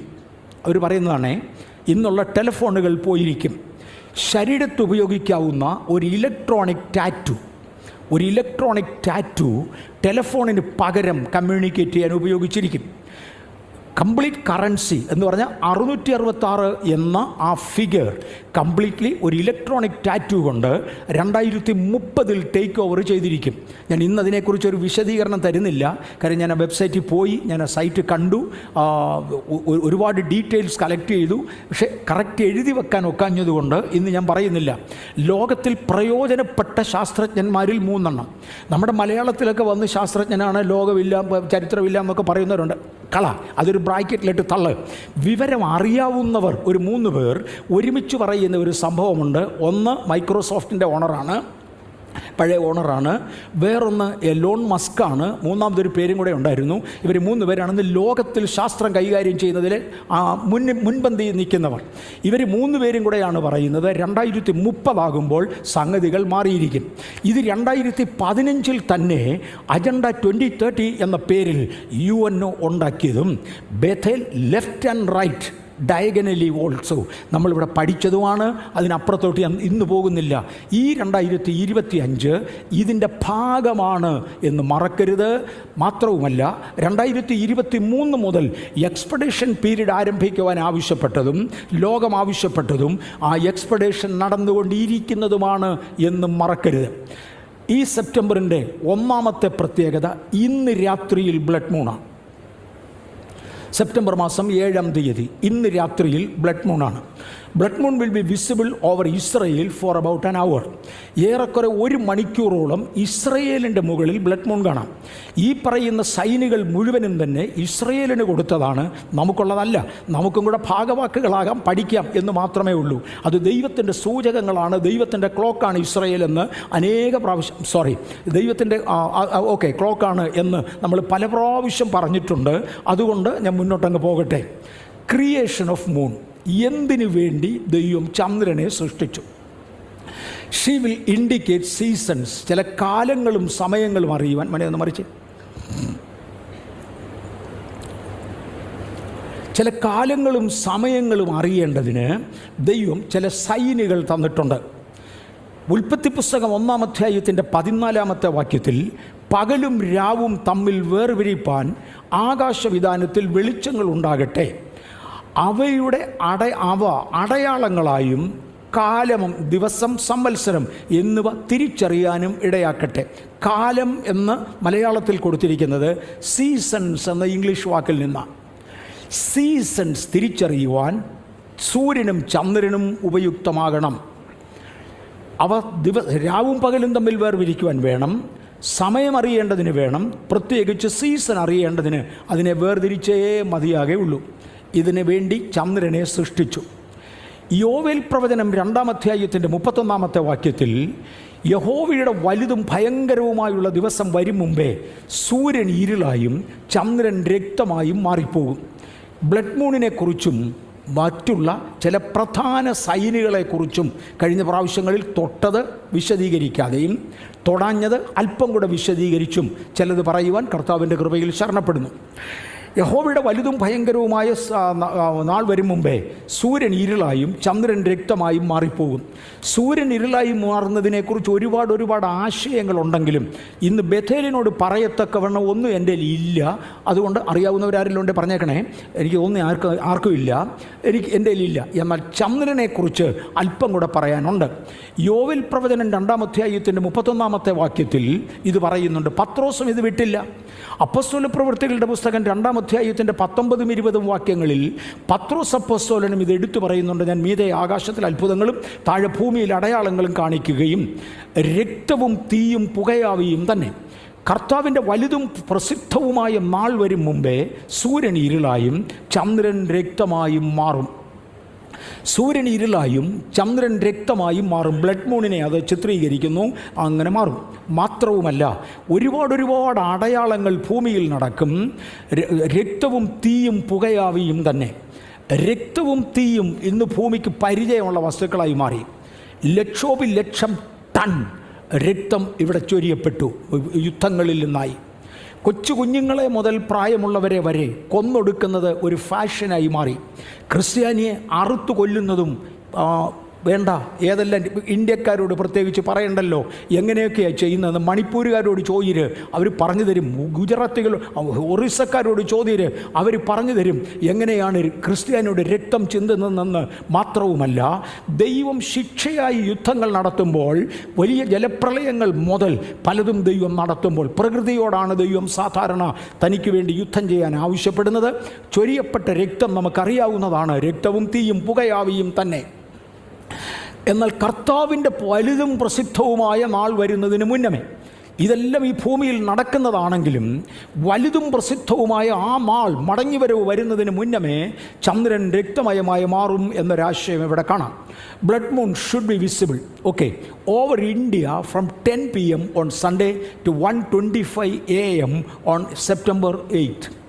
ഈ രാത്രി 10 മണി മുതൽ നാളെ വെളുപ്പിനെ 1:25 വരെ ഇന്ത്യയുടെ മുകളിൽ ഇതുണ്ട്. കർണാടകത്തിൻ്റെ മുകളിൽ നമുക്ക് കാണത്തക്കവണ്ണം മേഘങ്ങൾ മാറിക്കിട്ടുന്ന സമയം എപ്പോഴോ ഉറക്കളച്ചിരുന്ന് ട്രൈ ചെയ്യുന്നവർക്ക് കാണാം. ഇത് കണ്ട കണ്ണിന് എന്തെങ്കിലും ദോഷമുണ്ടോ? ഇല്ല, ഒന്നുമില്ല. സൂര്യഗ്രഹണം കാണുന്നവരുടെ കണ്ണിന് കേടുണ്ടാകാം, ചന്ദ്രഗ്രഹണം കാണുന്നവരുടെ കണ്ണിന് യാതൊരു കേടും വരത്തില്ല. പക്ഷേ ഒരു ബ്ലഡ് മൂൺ ഇന്ന് രാത്രിയിൽ നമുക്കുണ്ടാകാനുണ്ട്. അത് സെപ്റ്റംബറിൻ്റെ ഒരു പ്രത്യേകതയാണ്. യേശുവിൻ്റെ മടങ്ങിവരവിൻ്റെ ഒരു സൈനാണത്. എല്ലാ കൊല്ലവും ബ്ലഡ് മൂൺ ഉള്ളതാണ്. പക്ഷേ ഈ വർഷത്തേതിന് എന്തോ ചില പ്രത്യേകതകൾ കൂടുതലായിട്ട് കാണുന്നു. ഞാൻ അതിൻ്റെ ആഴത്തിലോട്ട് പോകാനാണ് ഉദ്ദേശിക്കുന്നത്. ഇസ്രയേലിൽ ഇന്ന് വൈകുന്നേരം 8:30 മുതൽ രാത്രിയിൽ 10 മണി വരെ ഇസ്രയേലിൻ്റെ മുകളിലുണ്ടായിരിക്കും. ഇതിൽ 1 മണിക്കൂറിലധികം, അതാണ് 1.5 മണിക്കൂറോളം ഉണ്ട്, 1 മണിക്കൂറിലധികം ഇസ്രയേലിൻ്റെ മുകളിൽ ബ്ലഡ് മൂൺ കാണുന്ന പതിവ് പൊതുവേ ഇല്ലായിരുന്നു. എന്നാൽ ഇപ്രാവശ്യം അതും കൂടെ വന്നു. അത് over Israel it will come tonight. ഇന്ന് രാത്രി നമുക്കും കാണാം. ആവശ്യമുള്ളവർ കാണാൻ ശ്രമിച്ചു. എനിക്ക് തോന്നുന്നത് വൈകിട്ട് ആ സമയത്ത് നമുക്ക് മീറ്റിംഗ് ഒന്നുമില്ല. ഉണ്ടോ? ഒന്നുമില്ല. 10 മണിക്ക് അത് തുടങ്ങുകയുള്ളൂ. എല്ലാ മീറ്റിങ്ങുകളും ഉണ്ടെങ്കിലെല്ലാം കഴിഞ്ഞതിന് ശേഷമേ ഉള്ളൂ. കാണേണ്ടവർക്ക് കാണാം. Praise the lord. ഇനി predictions for tonight. When earth shadow വിട് അത് ഒന്ന് വിശദീകരിച്ച് കൊടുത്തന്നേ ഉള്ളൂ. ഇന്ന് രാത്രിയിൽ എങ്ങനെയാണിത് റെഡ് ആകുന്നതെന്നൊക്കെ നമുക്ക് കാണാം. അത് വിട്ടേക്ക്, ഇന്ന് ഒന്നില്ല. എന്നാൽ ഇതിനോട് ബന്ധപ്പെട്ട വേറൊരു കാര്യം ഞാനൊന്ന് ഓർപ്പിക്കാൻ പോവാം. 80ാമത്തെ UN സമ്മിറ്റ് ഒരു ബെറ്റർ വേൾഡ് എന്ന ചിന്തയിൽ ഈ സെപ്റ്റംബറിൽ നടക്കാൻ പോവാം. ബ്ലഡ് മൂണിനോട് ചേർന്ന് ഇത് വന്നതുകൊണ്ട്, ഇതിനോട് ചേർന്ന് ബ്ലഡ് മൂൺ വന്നതുകൊണ്ട് എന്തൊക്കെയോ ചിലതെല്ലാം കൂടെ കൺവേർജ് ചെയ്യുക, ഒന്നിച്ച് ചേരുക. അതുകൊണ്ട് സെപ്റ്റംബറിന് പ്രത്യേകതയുണ്ട്. UN ഹെഡ്ക്വാർട്ടേഴ്സ് ന്യൂയോർക്കിൽ വെച്ച് 2025 സെപ്റ്റംബർ മാസം 9-ാം തീയതി മുതൽ എന്ന് പറഞ്ഞാൽ ചൊവ്വാഴ്ച മുതൽ 29-ാം തീയതി വരെ ഹൈ ലെവൽ ഡിസ്കഷൻസ് നടക്കാൻ പോകുകയാണ്. UNOയുടെ മീറ്റിംഗ് നടക്കാൻ പോകുകയാണ്. ഈ മീറ്റിങ്ങിൻ്റെ പ്രധാന സംസാര വിഷയം ഇസ്രയേലിലെ ദേവാലയം. ആരും ഇന്നതിനെക്കുറിച്ച് പ്രഖ്യാപിക്കുന്നില്ല. എന്നാൽ ഡോം ഓഫ് ദ റോക്ക് പള്ളിയാക്കി മാറ്റണമെന്ന് ഇസ്രയേൽ വാദിക്കുന്നു. ഒരിക്കലും നടക്കത്തില്ല എന്ന് മുസ്ലിംസ് വാദിക്കുന്നു. ക്രിസ്ത്യൻസിന് എനിക്ക് തോന്നുന്നത് ഇത് നടക്കുമെന്നുള്ളത് അറിയാം. അതുകൊണ്ട് നമ്മൾ മിണ്ടാതിരിക്കുന്നു. നടന്നോളും, നമുക്കതിനകത്ത് ഡയറക്റ്റ് പങ്കില്ല. ഇതായിരിക്കും ഇപ്രാവശ്യത്തെ UNOയുടെ ഏറ്റവും പ്രധാന ആലോചന. എന്ത് ഇതിന് ചെയ്യാൻ കഴിയും? ഒരു ബെറ്റർ വേൾഡ് ഉണ്ടാക്കുവാൻ നമുക്ക് എന്ത് ചെയ്യാൻ കഴിയും? ഇതായിരിക്കും UNOയുടെ ഇപ്രാവശ്യത്തെ ഡിസ്കഷൻ. ഇത് നടക്കുന്നത് സെപ്റ്റംബർ 23-ഉം 24-ഉമാണ്. സെപ്റ്റംബർ 23-ഉം 24-ഉം മഹാകാഹളധ്വനിയുടെ പെരുന്നാളാണ്. കൺവേർജിങ് പോയിൻറ്റ്സ് മനസ്സിലാകുന്നവർക്കായി സ്തോത്രം. യെരുശലേമിൽ ഇസ്രയേലിൻ്റെ മഹാകാഹളധ്വനിയുടെ പെരുന്നാൾ, അതിൻ്റെ ദിവസം കംപ്ലീറ്റ് അല്ല, അന്നേ അറിയത്തുള്ളൂ. 22 മുതൽ 24 വരെയുള്ള ദിവസങ്ങളാണ് അതിന് കൊടുത്തിരിക്കുന്നത്. അതിനിടയ്ക്ക് എപ്പോഴെങ്കിലും ചന്ദ്രൻ്റെ ഉത്ഭവം കണ്ടാൽ, അന്ന് ചന്ദ്രൻ്റെ രശ്മികൾ കണ്ടാൽ അന്ന് അതിൻ്റെ പിറ്റേ ദിവസം ഇസ്രയേലിൻ്റെ പുതുവർഷവും ആരംഭിക്കുക. അതിനുവേണ്ടി UNO കൂടാൻ പോകുകയാണ്. 23-ഉം 24-ഉമാണ് ലോകത്തിലെ ഏറ്റവും വലിപ്പമുള്ള വലിയ പ്രധാന അധികാരികൾ ഒരുമിച്ച് ചേർന്ന് ഇതിനെക്കുറിച്ച് സംസാരിക്കുന്നത്. ഡോം ഓഫ് ദ റോക്കിൻ്റെ ചില പ്രത്യേകതകൾ: 1, മുസ്ലിം മതവുമായുള്ള ബന്ധത്തിൽ; 2, യഹൂദന്മാരുമായുള്ള ബന്ധത്തിൽ; 3, ക്രിസ്ത്യാനികളുമായുള്ള ബന്ധത്തിൽ; 4, ലോകവുമായുള്ള ബന്ധത്തിൽ. ഇത് ലോകത്തിൻ്റെ ശ്രദ്ധ ആകർഷിച്ചുകൊണ്ടിരിക്കുന്ന ഒന്നാണ്. നീണ്ട വർഷങ്ങളിലായി ഇതിനെക്കുറിച്ചുള്ള ചിന്തകൾ നടക്കുന്നുണ്ട്. പക്ഷേ ചില ഗൗരവമുള്ള തീരുമാനങ്ങളിൽ എത്തണം. Daniel September 25 UN summit. Daniel പ്രവചനം 8-ാം അധ്യായത്തിൻ്റെ 12-ാമത്തെ വാക്യത്തിൽ അതിക്രമം ഹേതുവായി നിരന്തര ഹോമയാഗത്തിന് എതിരായി അഥവാ സത്യാരാധനയ്ക്കെതിരായി ഒരു സേന നിയമിക്കപ്പെടും. അത് സത്യത്തെ നിലത്ത് തള്ളിയിടുകയും കാര്യം നടത്തി സാധിപ്പിക്കുകയും ചെയ്യും. സത്യാരാധനയെ ചോദ്യം ചെയ്യുന്ന ഒരു സേന ഓൾറെഡി എഴുന്നേറ്റിട്ടുണ്ട്. അത് എല്ലാ മണ്ഡലങ്ങളിലുമുണ്ട്. പെന്തിക്കോസുകാരൻ അന്യഭാഷ പറയുന്ന, അന്യഭാഷയെ പരിഹസിച്ച് പറയുന്ന മലയാളി പെന്തിക്കോസുകാർ മുതൽ ദൈവത്തിൻ്റെ ദാസന്മാരെ പരസ്യമായി അപമാനിക്കുന്ന ക്രിസ്ത്യാനി എന്ന് പേരുള്ളവർ ഉൾപ്പെടെ അക്രൈസ്തവരെന്ന് പേരുള്ളവരും ഒരുപാട് പേര് മിമിക്രി നടത്തി അതിനെ അപമാനിക്കുന്നുണ്ട്. കാര്യം ഏതെങ്കിലും രീതിയിൽ ക്രിസ്തുവിനെ അപമാനിക്കുന്നുവെങ്കിൽ അത് ലൂസിഫറിനെ ആരാധിക്കുന്നതിന് തുല്യമാണെന്നും ലൂസിഫർ അത് അംഗീകരിക്കുമെന്നും അറിഞ്ഞതിനാൽ ഒരുപാട് പേരെ കൊണ്ട് പിശാച് ചെയ്യിക്കുന്നുണ്ട്. നമ്മുടെ സോഷ്യൽ മീഡിയ പ്ലാറ്റ്ഫോമൊക്കെ ഇതിനു വേണ്ടി ഒരുപാട് മിസ്യൂസ് ചെയ്യപ്പെടുന്നുണ്ട്. നമ്മുടെ ചർച്ചിലും അബദ്ധത്തിൽ, നമ്മുടെ ചർച്ച് മെമ്പേഴ്സിനൊന്നും പറയാനൊക്കത്തില്ല, ഇവിടെ വരുന്നവരിൽ ചിലരും കൂടെ ഇതുപോലുള്ളത് കാണാറുണ്ട്, കേൾക്കാറുണ്ട്, അതിന് ലൈക്ക് അടിക്കാറുണ്ട്, അന്യോന്യം ലിങ്ക് ഷെയർ ചെയ്യാറുണ്ട്. ഒരു വശത്ത് അത് നടക്കുമ്പോൾ ക്രിസ്തീയാരാധനയെ നിഷേധിച്ചുകൊണ്ട് അത് നടക്കുന്നവരെ പരസ്യമായി തല്ലുന്നതും പ്രസംഗിക്കരുത് കാലുവെട്ടും എന്ന് പറയുന്നതുമായ രണ്ടാമതൊരു രംഗത്തേക്ക് കയറുന്നത് കാണാം. ലോകരാജ്യങ്ങളിൽ പലയിടത്തും ക്രിസ്ത്യാനിറ്റിയെ ഔദ്യോഗികമായി നിഷേധിച്ചുകൊണ്ട് സത്യാരാധന തടയുന്നതായ, സത്യാരാധനയ്ക്കെതിരായ ഒരു സേന നിയമിക്കപ്പെട്ടിട്ടുണ്ട്. ഇതേ സേനയിൽ ഒരു ശക്തമായ പങ്ക് വഹിക്കുവാൻ എതിർ ക്രിസ്തുവിന് പ്ലാനുണ്ട്, എതിർ ക്രിസ്തുവിന് പദ്ധതിയുണ്ട്. റാദർ ഇതെല്ലാം എതിർ ക്രിസ്തുവിൻ്റെ ആത്മാവ് തന്നെ. ഞാനങ്ങ് തുറന്ന് പറയുക, എതിർ ക്രിസ്തുവിൻ്റെ ആത്മാവാണ്. ദാനിയേൽ പ്രവചനം 9:27 അവൻ ഒരാഴ്ച വട്ടത്തേക്ക് പലരോടും നിയമത്തെ കഠിനമാക്കും. ആരുടെ കാര്യമാണ്? എതിർ ക്രിസ്തുവിൻ്റെ കാര്യമാണ്. ഒരു വൺ വേൾഡ് ഗവൺമെൻറ് വരികയും ഒരു എതിർ ക്രിസ്തുവിൻ്റെ ഭരണം വരികയും വേണം. ആ വൺ വേൾഡ് ഗവൺമെൻറ് എൻ്റെ അഭിപ്രായത്തിൽ UNO ആണ്, അല്ലെങ്കിൽ UNOയിൽ നിന്ന് ഫോം ചെയ്യപ്പെടേണ്ടതാണ്. അന്ന് ഉഗ്രഭാവവും ഉപായബുദ്ധിയുമുള്ള ഒരു രാജാവ് എഴുന്നേൽക്കും. ആ രാജാവ് ഇസ്രയേലിൻ്റെ സമാധാനത്തിന് വേണ്ടി ഒരു നിയമമുണ്ടാക്കും. യെരുശലേമിൽ ആലയം പണിയണമെന്ന് ഇസ്രയേലിന് താല്പര്യമുണ്ട്. ഡോം ഓഫ് ദ റോക്ക് ഞാൻ നോക്കുക എന്ന് പറയാം. അവന് ഒരാഴ്ച അവർക്ക് താല്പര്യമുണ്ട്. വിട്ടുകൊടുക്കത്തില്ല എന്ന് മുസ്ലിംസ് തീർത്തും പറയുന്നുണ്ട്.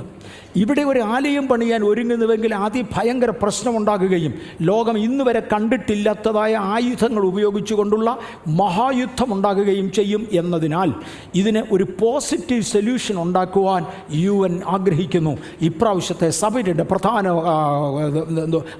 Caption A better world. ആർക്കും ശല്യമില്ലാതെ ഈ ദേവാലയം എങ്ങനെ പണിയുവാൻ കഴിയും? 2-3 ഓൾട്ടർനേറ്റീവ്സ് ഓൾറെഡി വന്നിട്ടുണ്ട്. ഈ ഡോം ഓഫ് ദ റോക്ക് തന്നെയാണ് ഇതിൻ്റെ സ്ഥലമെന്ന് വാദിക്കുന്നവരുണ്ട്. അല്ല, അവിടുന്ന് ചില മീറ്ററുകൾ മാറിയാണ് ഡോം ഓഫ് ദ റോക്ക് പൊളിക്കാതെ തന്നെ പണിയാം എന്ന് പറയുന്ന കോംപ്രമൈസ് ചിന്താഗതിക്കാർ ചിലരുണ്ട്. തൽക്കാലം മിണ്ടണ്ടെന്ന് പറയുന്ന ഒരുപാട് പേരുണ്ട്. ഇങ്ങനെ പല കൂട്ടരുള്ളപ്പോൾ ഇതിനകത്ത് എവിടെയെങ്കിലും ഒരു നിയമം ഉണ്ടാക്കണം എന്ന് എതിർ ക്രിസ്തു തീരുമാനിക്കുകയും അങ്ങനെ അനേകർക്ക് ബാധകമായ ഒരു നിയമം അവൻ ഉണ്ടാക്കുകയും ചെയ്യും. ആ നിയമം ഈ സെപ്റ്റംബർ 23ഉം 24ഉം ആലോചിക്കാൻ പോകുകയാ.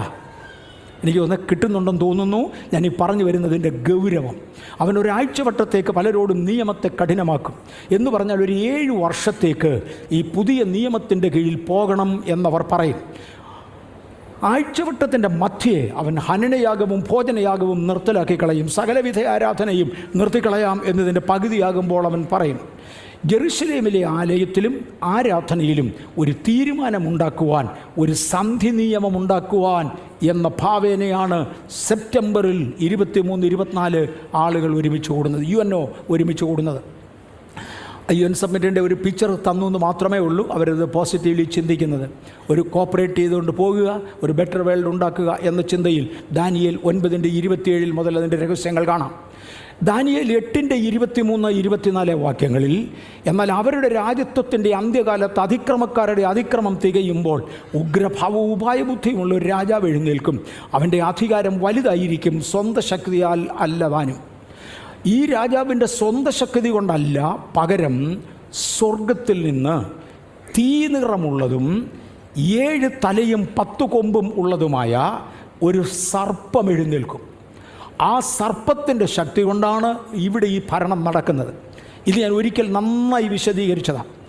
അന്ന് ഭൂമിയിൽ വരുവാൻ പോകുന്ന ഭരണകൂടം 7 തലയും 10 കൊമ്പുമുള്ളതും തീ നിറമുള്ളതുമായിരിക്കും.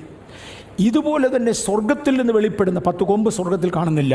സ്വർഗത്തിൽ നിന്ന് വെളിപ്പെടുന്ന ആ ദുഷ്ടജീവിക്ക് അതിന് 7 തലയും തീ നിറവുമുള്ളതായിരിക്കും. എന്ന് പറഞ്ഞാൽ ഇത് ഒരേ കുടുംബത്തിൽ പെടുന്നതാണ്. അതിൻ്റെ ശക്തിയാൽ താഴെ ഒരു ഭരണം നടക്കും. വെളിപ്പാട് പുസ്തകം 13-ാം അധ്യായം ഇതോട് ചേർന്ന് റെഫർ ചെയ്യണം. വെളിപ്പാട് 13 എതിർ ക്രിസ്തുവിനെക്കുറിച്ച് തന്നെ എഴുതിയിരിക്കുന്നതാ. എനിക്ക് തോന്നുന്നത് ഞാൻ 1 മാസം ഒരിക്കൽ ഇവിടെ അത് ക്ലാസ് എടുത്തതാണ്. അതുകൊണ്ട് ഇന്ന് അങ്ങോട്ട് പോകാൻ ആഗ്രഹിക്കുന്നില്ല. വിശദമായി ഞാനത് എടുത്തതാണ്. വെളിപ്പാട് 13 ഈ ശക്തിയുടെ വെളിപ്പാടിൻ്റെ സൂചനകൾ വരികയാണ്. പല പ്രാവശ്യം ഇത് എഴുന്നേറ്റതാണെങ്കിലും ഇതുവരെയും നടന്നില്ല. കാരണം ഇതുവരെ തടയുന്നവൻ വഴിയിൽ നിന്ന് മാറണം. പരിശുദ്ധാത്മാവാം ദൈവം വഴിയിൽ നിന്ന് മാറിയെങ്കിൽ മാത്രമേ ഈ തീരുമാനങ്ങൾ കൊണ്ടുവരുവാൻ കഴിയുകയുള്ളൂ. അത് സഭ മാറ്റപ്പെടുന്നതോടുകൂടെ ആയിരിക്കും. അതുകൊണ്ട് നാം കെയർഫുള്ളായിരിക്കുവാൻ കർത്താവിൻ്റെ നാമത്തിൽ ഓർമ്മിപ്പിക്കുന്നു. ഈ ദാനിയേൽ പ്രവചനം 11:36 ഈ എതിർ ക്രിസ്തുവിനെക്കുറിച്ച് അവൻ തന്നെത്താൻ ഉയർത്തി ഏത് ദേവനും മേലായി മഹത്വീകരിക്കുകയും ദൈവത്തിൻ്റെ നേരെ അപൂർവ കാര്യങ്ങളെ സംസാരിക്കുകയും കോപം നിവർത്തിയാകുവോളം അവന് സാധിക്കുകയും ചെയ്യും. ദൈവകോപം നിവർത്തിക്കുന്നത് വരെ അവന് ഇത് സാധിക്കും. അവനെക്കൊണ്ട് കാര്യങ്ങൾ നടക്കും. അങ്ങനെ പോകും. അവൻ തന്നെത്താൻ ഉയർത്തുന്നവനാണ്. ഇന്ന് രാവിലെ നമ്മൾ പാട്ടുപാടുമ്പോൾ മഹിമയുടെ വസ്ത്രം ഉരിഞ്ഞു വെച്ച്, തേജസ്സിൻ്റെ വസ്ത്രം ഉരിഞ്ഞു വെച്ച്, സ്വർഗീയ സിംഹാസനം വിട്ട് താഴ്മ ധരിച്ച ഈ മണ്ണിലേക്ക് ഇറങ്ങിയവനായ യേശു ഒരു വശത്ത് നിൽക്കുമ്പോൾ, യേശുവിന് വിരോധിയായി നിൽക്കുന്ന ഒരു എതിർ ക്രിസ്തു ഉണ്ട്. അവൻ എന്നും തന്നെത്താൻ ഉയർത്തുന്നവനാണ്. ഇന്ന് പകൽ തന്നെത്താൻ ഉയർത്തുന്ന സ്വഭാവം നമ്മിലേക്ക് വരാതെ ദൈവിക സ്വഭാവത്തിന് നമുക്ക് കൂട്ടാളികളാകാം. എതിർ ക്രിസ്തുവിൻ്റെ 1,00,000 തന്നെത്താൻ ഉയർത്തുകയാണ്. അവൻ എല്ലാറ്റിനും മേലായി തന്നെത്താൻ മഹത്വീകരിക്കയാൽ തൻ്റെ പിതാക്കന്മാരുടെ ദേവന്മാരെയും സ്ത്രീകളുടെ ഇഷ്ടദേവനെയും യാതൊരു ദേവനെയും കൂട്ടാക്കുകയില്ല. അതിന് പകരം അവൻ കോട്ടകളുടെ ദേവനെ ബഹുമാനിക്കും. യുദ്ധമാണ് അവൻ്റെ പ്രത്യേകത. ഹൗ ടു എസ്കേപ്പ്, എങ്ങനെയാണ് ഒളിച്ചിരിക്കുക, എങ്ങനെയാണ് കോട്ട നിർമ്മിക്കുക, എങ്ങനെയാണ് സെൽഫ് ഡിഫൻസ് ഉണ്ടാക്കുക, ഇതായിരിക്കും ഇവൻ്റെ ലക്ഷ്യം. ഇവൻ അതിനുവേണ്ടി ശ്രമിക്കും. ഇനി ടെമ്പിൾ മൗണ്ട് ഓഫ് ഇസ്രായേൽ, മുസ്ലിമുമായുള്ള ബന്ധത്തിൽ ഇത് പൊളിച്ചു കളയാൻ അവർ സമ്മതിക്കത്തില്ല. എന്നാൽ യഹൂദനുമായുള്ള ബന്ധത്തിൽ ഇവരിത് എടുക്കാൻ താല്പര്യപ്പെടുന്നു. തൽക്കാലം ഞാൻ അവിടെ വിശദീകരിക്കുന്നില്ല. അത് അവർ തീർക്കട്ടെ. എന്നെക്കൊണ്ട് ഇത് ചെയ്യാൻ ഒക്കുന്നതല്ല. ഇൻ്റർനാഷണൽ കാര്യത്തിൽ ഇടപെടാൻ എനിക്ക് ഒരു അർഹതയുമില്ല. ഞാൻ ഇടപെട്ടാൽ പ്രയോജനവുമില്ല. എന്നാൽ അവരിത് അവരുടെ ദേവാലയമായി പണിയുവാൻ താല്പര്യപ്പെടുന്നുണ്ട്. ഈ സ്ഥലം ആലയം പണിക്കായി യഹൂദന് വേണം. അത് വചനപ്രകാരവുമാണ്. ഇപ്പോൾ മുസ്ലിമിൻ്റെ പ്രധാനമായ ആലയം അവിടെ ഉള്ളതിനാൽ അത് വിട്ടുകൊടുക്കാൻ അവർ ഒരു തരത്തിലും സമ്മതിക്കയില്ല. യുദ്ധങ്ങൾ നിർത്തിയെടുക്കാൻ ഈ സ്ഥലത്തെ കുറിക്കുന്ന ഒരു തീരുമാനമുണ്ടാക്കണം. ഇത് ലോകത്തിൻ്റെ ആവശ്യമാണ്. അതുകൊണ്ടാണ് UN അതിനുവേണ്ടി മുൻകൈ എടുക്കാൻ പോകുന്നത്. ഈ കാര്യം ബൈബിൾ നേരത്തെ പറഞ്ഞിട്ടുണ്ട്. എനിക്ക് തോന്നുന്നത് നമ്മളിൽ പലർക്കും അറിയാം. ഒന്ന് അടുക്കിലും ചിട്ടയിലും ഞാനിത് പറഞ്ഞു വരുന്നു എന്ന് മാത്രമേ ഉള്ളൂ. ഇതേ സമയത്ത് കർത്താവ് പറഞ്ഞ ഒരു കാര്യം മറക്കരുത്. ആകാശത്തും ഭൂമിയിലും അനേക ലക്ഷണങ്ങളുണ്ടാകും. തെണ്ടീത് ഞാൻ പണ്ടൊന്ന് തൊട്ട് ചങ്ങ് മാറ്റി, ഞാൻ എടുത്തില്ല. വെളിപ്പാട് പുസ്തകം 12-ാം അധ്യായത്തിൽ സ്വർഗത്തിൽ വരികയുടെ അടയാളം കാണായി. സൂര്യനെ അണിഞ്ഞൊരു സ്ത്രീ, അവളുടെ കാൽക്കീഴെ ചന്ദ്രനും അവളുടെ തലയിൽ 12 നക്ഷത്രങ്ങൾ കൊണ്ടുള്ള കിരീടവും ഉണ്ടായിരുന്നു. അവൾ ഗർഭിണിയായി നോവ് കെട്ടി വേദനപ്പെട്ട് നിലവിളിച്ചു. നമുക്കിതൊട്ടും മനസ്സിലാകത്തില്ല. ഇത് യഹൂദ സഭയെ കുറിക്കുന്നതാണെന്നും ജനിച്ച ശിശു യേശു ആണെന്നും ഒക്കെ വാദിക്കുന്നവർ ഒരു ഭാഗത്തുണ്ട്. അങ്ങനല്ല, ഇത് സഭയെ കുറിക്കുന്നതാണെന്നും ജനിച്ച ശിശു യേശു ആണെന്നും ഇനി ജനിച്ച ശിശു സഭ തന്നെയാണെന്നും ഒക്കെ ഒരുപാട് കാര്യങ്ങൾ വാദിക്കുന്നവരാണ്. അത് എന്തുമാട്ടെ, അവരുടെ വാദം തുടരട്ടെ. പക്ഷെങ്കിൽ ഗ്രീക്ക് അസ്ട്രോണമിക്കൽ ലാംഗ്വേജിൽ ഗ്രീക്കുകാരുടെ ഇടയിൽ അസ്ട്രോണമേഴ്സ് ഉപയോഗിച്ചിരുന്ന അവരുടെ ഭാഷയിൽ ആകാശത്തിലെ ചില കോൺസ്റ്റലേഷൻസിൻ്റെ രൂപീകരണമായിരുന്നത്. നമുക്ക് ഏതർത്ഥത്തിൽ വേണേലും വ്യാഖ്യാനിക്കാം. എങ്ങനെ വ്യാഖ്യാനിച്ചാലും എനിക്ക് അതിനെക്കുറിച്ച് കൂടുതൽ അറിയത്തില്ല. പക്ഷേ ഗ്രീക്ക് മിത്തോളജി അറിയാവുന്നവർ പറയുന്നത് ഈ സംഭവം ഏതാണ്ട് 4000 വർഷങ്ങൾക്ക് ശേഷം, 4000 വർഷം മുമ്പേ ഏറെക്കുറെ ഇതുപോലൊരു കോൺസ്റ്റലേഷൻ ഉണ്ടായിട്ടുണ്ട്. 2017 ഒരു പ്രാവശ്യം ഉണ്ടായി. ഇത് ഗ്രീക്ക് മിത്തോളജി അറിയാവുന്നവരോട് ദൈവം പറയുകയാണ്, എടാ വരവിൻ്റെ സമയമായി. എനിക്ക് മനസ്സിലാകുന്ന ഭാഷയിൽ എന്നോട് പറയും, അവർക്ക് മനസ്സിലാകുന്ന ഭാഷയിൽ അവരോട് പറയും. വരവിൻ്റെ സമയമായി, നീ പ്രതീക്ഷിക്കുന്ന അടയാളങ്ങൾ കണ്ടു തുടങ്ങി എന്ന് 2017 അവരോട് പറഞ്ഞതാണ്. ഇതൊന്ന് ആവർത്തിക്കപ്പെട്ടു എന്നറിയാമോ? 2024 അതൊന്നുകൂടെ ആവർത്തിക്കപ്പെട്ടു. ആ രൂപത്തിലല്ല, വേറൊരു രൂപത്തിൽ കോൺസ്റ്റലേഷൻസിൻ്റെ വ്യത്യാസം വന്നു. ഒക്ടോബർ 9 2024 ഇത് വീണ്ടും ആവർത്തിക്കപ്പെട്ടു. യൂണിവേഴ്സൽ പ്രോഫസീസ്, ഇത് ലോകത്തോട് സംസാരിക്കുന്ന, എന്നോട് സംസാരിക്കുന്നതല്ല, എനിക്ക് വ്യാഖ്യാനിക്കാനും അറിയാൻ വയ്യ. ലോകത്തോട് സംസാരിക്കുന്ന, അസ്ട്രോണമേഴ്സിനോട് സംസാരിക്കുന്ന ദൈവിക ലാംഗ്വേജാണ്. പക്ഷേ ആകാശത്ത് നടന്ന കോൺസ്റ്റലേഷൻസ് ആണ് ഇന്ന് ഇവർ എടുത്തു കാണിക്കുന്നത്. ഇതും നടന്നു കഴിഞ്ഞു. ലോകത്തോട് പറയുവാനുള്ളതും ദൈവം പറയുന്നുണ്ട്. ഇനി നമ്മുടെ ഭൂമിയെക്കുറിച്ചും നമ്മുടെ സോളാർ സിസ്റ്റത്തെക്കുറിച്ചും ഞാൻ ചിലത് പറയാം. ആകാശത്തിലും ഭൂമിയിലും വലിയ അടയാളങ്ങൾ നടക്കുമെന്നും പറഞ്ഞല്ലേ നമ്മൾ തുടങ്ങിയത്.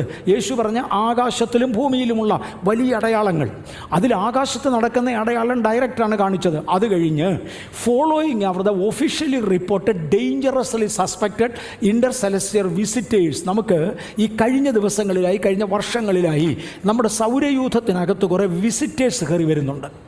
ഇവരാരാ പുള്ളികളെന്ന് അറിഞ്ഞുകൂടാ. ഒരിക്കൽ ഈ ഉമാമ വന്നപ്പോൾ ഞാൻ പറഞ്ഞായിരുന്നു, ഒന്ന് ഐ എൽ എന്ന് പറഞ്ഞ് അവരതിനെ വിളിക്കുന്നത്. ഒന്നാമത്തെ സംഭവം, ഉമ്മാമ 2017 ഒരു പ്രാവശ്യം ഇവിടെ വന്നിരുന്നു.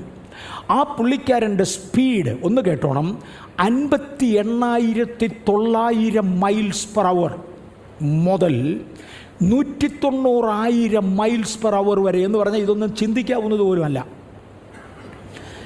ചിന്തിക്കാവുന്നത് പോലുമല്ല ഈ വേഗത്തിലായിരുന്നു. ഒരു കാര്യം ഞാൻ ഒന്ന് ഓർപ്പിക്കാം. ഞാൻ ഇതൊരു സീരിയസ് ലെവൽ സ്റ്റഡി പോവാം. ചില സമയത്ത് റോഡിൽ കൂടെ പോകുമ്പോൾ ഇന്ന കടയിൽ നിന്നൊരു സാധനം വാങ്ങിക്കണമെന്നൊരു തോന്നലുണ്ടാവും. ഇവിടെങ്ങാണ്ട് മാറി ഒരു കടയുണ്ട്, ആ കടയിൽ ഇന്ന സാധനം കിട്ടും.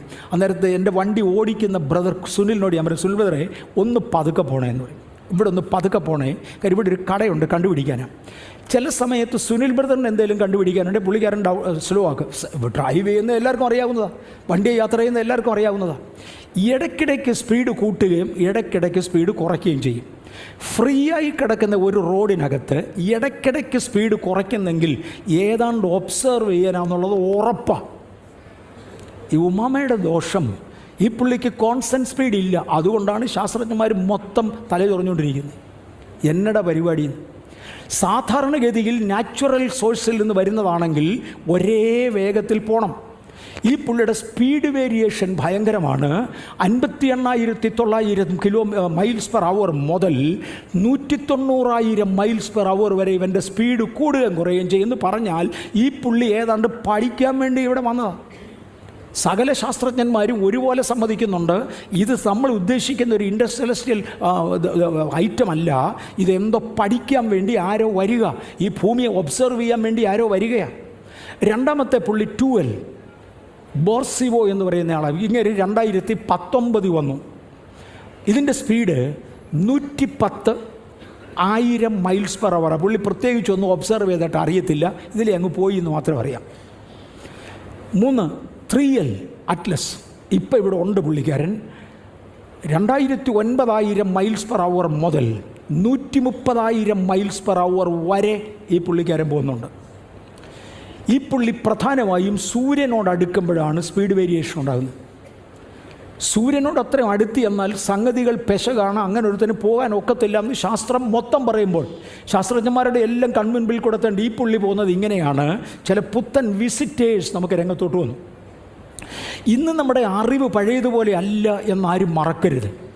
ഒരുപാട് മാറിയിട്ടുണ്ട്. എൻ്റെ അറിവല്ല, ലോകത്തിൻ്റെ അറിവ് ഒരുപാട് മാറിയിട്ടുണ്ട്.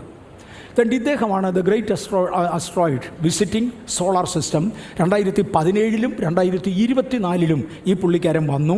ഇവൻ്റെ സ്പീഡാണ് ഞാൻ പറഞ്ഞത് 58,900 മൈൽസ് പെർ അവർ മുതൽ 190,000 മൈൽസ് പെർ അവർ വരെ വ്യത്യസ്ത സ്പീഡിലാണ് ഈ പുള്ളി യാത്ര ചെയ്തത്. എന്തൊക്കെയോ നോക്കി പഠിക്കുക. ഇവിടെ എന്തൊക്കെ ഇവിടെ നടക്കുന്നുണ്ട്. പക്ഷെ ഇവർ വരികയും പോവുകയൊക്കെ ചെയ്യുന്നതനുസരിച്ച് ജലപ്രളയവും കാട്ടുതീയും ഭൂകമ്പവും ഒക്കെ ഉണ്ടാകുന്നുണ്ട് കേട്ടോ. എന്ന് പറഞ്ഞാൽ ഏതൊക്കെയോ റിപ്പോർട്ടും ഇവർ കൊടുക്കുന്നുണ്ട് ദൈവത്തിന് മാത്രമേ ഇത് ചെയ്യാനൊക്കത്തുള്ളൂ. ഏത് നടക്കുന്നുണ്ട്. രണ്ടാമത്തെ പുള്ളി തന്നെ ഇങ്ങനെ കണ്ട ഒരു ആസ്ട്രോയിഡായിട്ട് തന്നെ മനസ്സിലാകും. പുള്ളിക്കാരന് കോൺസ്റ്റൻറ്റ് സ്പീഡുമായിരുന്നു. നിങ്ങൾക്ക് കോൺസ്റ്റൻറ്റ് സ്പീഡുമായിരുന്നു കണ്ടാൽ ആസ്ട്രോയിഡായിട്ട് തന്നെ നമുക്ക് മനസ്സിലാകും. ഞാൻ അങ്ങോട്ട് പോകുന്നില്ല. മൂന്നാമത്തേത് ഇതാ. ഇവനെക്കുറിച്ച് ശാസ്ത്രലോകം ഞെട്ടി വിറച്ചുകൊണ്ടിരിക്കുക. സ്പീഡ് 209,000 മൈൽസ് പെർ അവർ മുതൽ 130,000 മൈൽസ് പെർ അവർ വരെയാണ്. ഇതിനെക്കുറിച്ച് പറയുന്നത് ഇത് നിശ്ചയമായും ഇൻഡസ്ട്രിയൽ മെറ്റീരിയൽ കൊണ്ട് നിർമ്മിക്കപ്പെട്ട ഭാഗങ്ങൾ വരെ ഇതിനുണ്ടെന്ന് ശാസ്ത്രലോകം അഭിപ്രായപ്പെടുന്നു. ഞാൻ പറഞ്ഞ എൻ്റെ അഭിപ്രായമല്ല, എനിക്കിത് കാണത്തുമില്ല, എനിക്കറിയത്തുമില്ല. പക്ഷെ ചില പുതിയ പുള്ളികൾ ഇവിടെ ഉണ്ട് എന്ന് മറക്കണ്ട. ഈ ജൂലൈ മാസം 1-ാം തീയതി മുതലാണ് ഇദ്ദേഹം നമ്മുടെ അന്തരീക്ഷത്തിൽ കയറിയത് എന്നുവരെ ഉണ്ടെന്ന് അറിഞ്ഞുകൂടാ. പുള്ളി ഏതൊക്കെയോ കാണുക, ഒബ്സർവ് ചെയ്യുക, എന്തൊക്കെയോ പഠിച്ചുകൊണ്ടിരിക്കുക. ഓക്കെ, പണ്ട് നമ്മളൊരു ഓൾഡ് ഹബിൾ സ്കോപ്പ് കൊണ്ടായിരുന്നു, ആ ഹബിൾ സ്കോപ്പ് കൊണ്ടായിരുന്നു ഈ പ്രപഞ്ചത്തെക്കുറിച്ച് പഠിച്ചത്. ഹബിൾ സ്കോപ്പ് ഭൂമിയിൽ നിന്ന് 515 കിലോമീറ്റർ ഉയരത്തിൽ മാത്രമായിരുന്നത്. ഭൂമിയിൽ നിന്ന് 515 കിലോമീറ്റർ ഉയരത്തിലാണ്. അദ്ദേഹം ഭൂമിക്ക് വലം വെച്ചുകൊണ്ടാണ് അന്തരീക്ഷത്തെക്കുറിച്ച് പഠിച്ചത്. പക്ഷെ സംഗതി അങ്ങ് മാറി. ഇന്ന് ജെയിംസ് വെബ് സ്പേസ് ടെലിസ്കോപ്പ് നമുക്കുണ്ട്. പുള്ളിക്കാരൻ 15 ലക്ഷം മൈൽ മേളിലാണ്, കിലോമീറ്റർ. പണ്ടത്തെ പുള്ളി 515 കിലോമീറ്റർ ഭൂമിക്ക് മുകളിലായിരുന്നു. ഇന്ന് ഒബ്സർവ് ചെയ്യുന്ന ആൾ 15 ലക്ഷം കിലോമീറ്റേഴ്സ് ഉയരത്തിലാണ്. പഴയ പുള്ളി ഭൂമിക്ക് വട്ടം കറങ്ങിക്കൊണ്ടായിരുന്നത്, ഈ പുള്ളി സൂര്യന് വട്ടം കറങ്ങുക. അതുകൊണ്ട് ഇന്ന് ലഭിക്കുന്ന ഇൻഫർമേഷൻസ് ഭയങ്കരമാണ്. കഴിഞ്ഞ ദിവസം ഗൗരവമേറിയ ശാസ്ത്രലോകത്തിലെ 2-3 കമൻറ്റുകൾ ഞാൻ കണ്ടു. ഇന്ന് വരെയുള്ള സകല കണ്ടുപിടുത്തങ്ങളും തെറ്റായിരുന്നു എന്ന് എഴുതി തള്ളേണ്ട സാഹചര്യത്തിലാണ് നമ്മൾ നിൽക്കുന്നതെന്ന് മിഷിയാക്കാക്കുവ പറഞ്ഞ സാധാരണ ആരുമല്ല. ഇന്ന് ലോകത്തിൽ അറിയപ്പെടുന്ന ശാസ്ത്രജ്ഞന്മാരിൽ ഏറ്റവും ടോപ്പ് നിൽക്കുന്നതിൽ ഒരാൾ മിഷിയാക്കാക്കുവാണ് പറഞ്ഞത്. കഴിഞ്ഞകാല കണ്ടുപിടുത്തങ്ങളൊക്കെ എഴുതി തള്ളേണ്ട സമയമായി. നമുക്ക് ഒത്തിരി അറിയാം ബൈബിൾ തെറ്റാമെന്നൊക്കെ പറഞ്ഞിരുന്ന ഒത്തിരി പാർട്ടികളുണ്ട്. ഇതെല്ലാം കൂടെ ചുരുട്ടിക്കളയേണ്ട സമയമായി. കാരണം നമ്മുടെ ഇൻഫർമേഷൻസ് ഇന്ന് പഴയതല്ല, ഒരുപാട് മാറിക്കഴിഞ്ഞു. ഒരു വെബ് ടെലിസ്കോപ്പ് ഇന്ന് വന്നു കഴിഞ്ഞു. വെബ് ടെലിസ്കോപ്പാണ് ഞാൻ ഇടത്തുവശത്ത് കാണിച്ചിരിക്കുന്നത്. അതിനേക്കാൾ പ്രയോജനപ്പെടുന്ന വെറാസി റോബിൻ ഒബ്സർവേറ്ററി എന്നൊന്ന് ഇന്ന് ചിലിയിൽ സ്ഥാപിക്കപ്പെട്ടിട്ടുണ്ട്. ഈ പുള്ളിയുടെ ആന്തരികമായ ടെമ്പറേച്ചർ -100 ഡിഗ്രിയാണ്. കാരണം ടെമ്പറേച്ചർ വേരിയേഷൻ ഉണ്ടായാൽ അന്തരീക്ഷത്തെക്കുറിച്ച് പഠിക്കുന്ന പഠനങ്ങളിൽ അല്പമെങ്കിലും വ്യത്യാസം വരുമെന്ന് പറഞ്ഞുകൊണ്ട് -100 ഡിഗ്രി സെൻറ്റിഗ്രേഡിൽ സൂക്ഷിച്ചിരിക്കുന്ന ഇവന്മാരുടെ കണ്ടുപിടുത്തങ്ങൾ ഭയങ്കരമാണ്. വോയേജിൻ്റെ കാര്യം ഞാൻ ഇന്ന് തൊടുന്നില്ല, വോയേജിനെക്കുറിച്ചുള്ള ഇൻഫർമേഷൻസ് ഞാൻ എടുത്തില്ല. വോയേജ് 2 നമ്മുടെ സൂര്യമണ്ഡലം കഴിഞ്ഞു, സൗരയൂഥം കഴിഞ്ഞു. അതതിൻ്റെ വെളിയിൽ നിന്ന് ഇൻഫർമേഷൻ അയക്കുകയാണ്. അവൻ കാണുന്ന അസാമാന്യമായ കാഴ്ചകളുണ്ടെന്നാണ് പറയുന്നത്. നിയന്ത്രിക്കുന്നവനായ ഒരു ദൈവം, അതെൻ്റെ ഭാഷയാണ്. നിയന്ത്രിക്കുന്നതായൊരു ശക്തി, അയക്കപ്പെടുന്നതായ ദൈവിക മാധ്യമങ്ങൾ. ഇന്ന് ഭൂമിയോട് ദൈവം ശക്തമായി ഇടപെടുകയാണ്. മീതെ ആകാശത്തിലും താഴെ ഭൂമിയിലും ലക്ഷണങ്ങൾ വ്യാപരിച്ചുകൊണ്ടിരിക്കുക. ഇനിയും വെളിയിൽ നിന്ന് കിട്ടുന്ന സിഗ്നലുകൾ, ഇത് ഞാൻ ഒരു പ്രാവശ്യം തൊട്ടതാണ്. 20-22 മിനിറ്റുകൾ ഇടയിട്ട് വരുന്ന റേഡിയോ സിഗ്നലുകൾ. ഇന്നലെ ഒരു മെസ്സേജ് ഉണ്ടായിരുന്നു. അടുത്തൊരു സിഗ്നൽ കണ്ടു. അതിനെക്കുറിച്ച് ശാസ്ത്രജ്ഞന്മാർ വിറച്ചുകൊണ്ടിരിക്കുന്നു, മിണ്ടുന്നില്ല എന്ന്. മനുഷ്യനോട് ഡയറക്റ്റ് സംസാരിക്കാൻ വേണ്ടി ഡീകോഡ് കംപ്ലീറ്റ് അവർക്ക് ചെയ്യാൻ സാധിച്ചിട്ടില്ല, ചെയ്യാൻ ശ്രമിച്ചുകൊണ്ടിരിക്കുക എന്നൊക്കെ പറഞ്ഞ് ഇന്നലെ ഞാനൊരു മെസ്സേജ് കാണുവാൻ ഇടയായി. വിശദീകരിക്കുന്നില്ല. കഴിഞ്ഞ നാളുകളിലേക്കാൾ കാര്യങ്ങൾ മാറി. ദൈവം ഒരുപാട് തൻ്റെ വാഗ്ദത്തം നിവർത്തിക്കുവാൻ നമ്മുടെ ഭാഷയിൽ ലേറ്റായെങ്കിലും ദൈവം ലേറ്റായിട്ടില്ല. അന്യഗ്രഹ ജീവികളെ കണ്ടെത്തിയതായി ഒരുപാട് പേര് റിപ്പോർട്ട് ചെയ്യുന്നുണ്ട്. സ്റ്റീഫൻ ഹോക്കിങ്സ് ഉണ്ടായിരുന്ന കാലം മുതൽ, അപ്പച്ചൻ മരിച്ചിട്ട് വർഷങ്ങൾ എത്രയായി, അദ്ദേഹം മുതൽ ഇങ്ങോട്ട് പറയുന്നുണ്ട്. അറിവില്ലാത്തവർ ഒത്തിരി പേരുണ്ടില്ലെന്നല്ല ഞാൻ പറഞ്ഞത്, നമ്മളാരും സ്റ്റീഫൻ ഹോക്കിങ്സ് അല്ല. പക്ഷേ ദൈവസഭ ഒരു വല്ലാത്ത കാലത്തിൽ, ക്രിട്ടിക്കൽ ടൈമിൽ നമ്മൾ എത്തിയെന്നറിഞ്ഞുകൊണ്ട് നമ്മുടെ തലകളെ ഉയർത്തുവാൻ ഞാൻ കർത്താവിൽ ഓർമ്മിപ്പിക്കുന്നു. ചില അടയാളങ്ങൾ ഇസ്രായേലിനെ കുറിച്ച് നടന്നത്. അത്തിവൃക്ഷം തളിർത്തു, ഉണങ്ങിയ അസ്ഥികൾ ഒരുമിച്ചുകൂടി, അവർ ശക്തിയേറിയ രാജ്യമായി മാറി. They are towards the temple works. അവർ ദേവാലയത്തിൻ്റെ പണി തുടങ്ങാൻ പോവാ. Even they blew the trumpet after 2000 years. ഈ കഴിഞ്ഞ മാസം, ഓഗസ്റ്റ് മാസം 25-ാം തീയതി അവർ ദേവാലയം പണിക്ക് ആവശ്യമായ ആദ്യത്തെ കാഹളം 2000 വർഷങ്ങൾക്ക് ശേഷം ഊതി. സെപ്റ്റംബറിന് വല്ല വ്യത്യാസമുണ്ടോ എന്ന് നോക്കിക്കോണം. നമ്മൾ ഇത്രയും നേരം വിശദീകരിച്ച് വരിക. 2000 വർഷമായിട്ട് അവർ മിണ്ടാതിരിക്കുകയായിരുന്നു. അതുകൊണ്ട് ഈ സെപ്റ്റംബർ 25-ാം തീയതി, ഓഗസ്റ്റ് 25-ാം തീയതി അവരെ കാഹളവും ഊതി. ഗലീലക്കടലിലെ വെള്ളം രക്തമയമായി മാറിയ സംഭവം ഓഗസ്റ്റ് മാസത്തിൽ നടന്നു. ഒത്തിരി പേര് കണ്ടു കാണും. ഭൂമിയിൽ നടക്കുന്ന ചിലതൊക്കെയാണ്. യൂഫ്രട്ടീസ് നദി ഉണങ്ങിക്കൊണ്ടിരിക്കുന്നത് ഞാൻ നേരത്തെ റിപ്പോർട്ട് ചെയ്തു. ഇസ്രയേൽ ശത്രുക്കളുടെ കീഴിൽ അകപ്പെടും, കയ്യാൽ ചുറ്റപ്പെടും എന്ന് യേശു പറഞ്ഞത് ഇന്ന് അക്ഷരാർത്ഥത്തിൽ നടന്നു. ഏഷ്യൻ ഹൈവേ, നമ്മുടെ മുന്നിൽ കൂടെ പോകുന്ന ഈ റോഡ് ഉൾപ്പെടെ ഏഷ്യൻ ഹൈവേ കിഴക്ക് നിന്നുള്ള രാജാക്കന്മാർക്ക് യുദ്ധത്തിന് പോകേണ്ടതിന് തയ്യാറാകും എന്ന് പറഞ്ഞിരുന്നത് തേണ്ട ഓൾമോസ്റ്റ് തയ്യാറായി കഴിഞ്ഞു. ഇന്ന് ഈ മാസം എന്തൊക്കെയോ ആത്മീക ചേഞ്ചസ് നടക്കും. വരുന്ന ആഴ്ചയിലും തുടരും. പാർട്ട് 3 നമ്മൾ വരുന്ന ആഴ്ച തുടരും. വരുന്ന ആഴ്ച കൂടുതലും ഇസ്രയേലിനെ കുറിച്ചും മഹാകാഹളധ്വനിയുടെ പെരുന്നാളിനെ കുറിച്ചുമായിരിക്കും എടുക്കുന്നത്. സെപ്റ്റംബർ മാസം 24-ഉം 25-ഉം തീയതികളിലായിരിക്കും. ആ സമയത്തോട് ചേർന്നാണ് ആ പെരുന്നാൾ നടക്കേണ്ടത്. അതിൻ്റെ ഗൗരവമേറിയ ചില കാര്യങ്ങൾ നമ്മൾ ചിന്തിക്കുന്നതായിരിക്കും. ഇന്ന് നമ്മളെ തന്നെ കർത്താവിൻ്റെ കരങ്ങളിൽ കൊടുക്കാം. കർത്താവെ, എത്ര നാൾ ഞങ്ങൾക്കുണ്ടെന്ന് ഞങ്ങൾക്ക് അറിഞ്ഞുകൂടാ.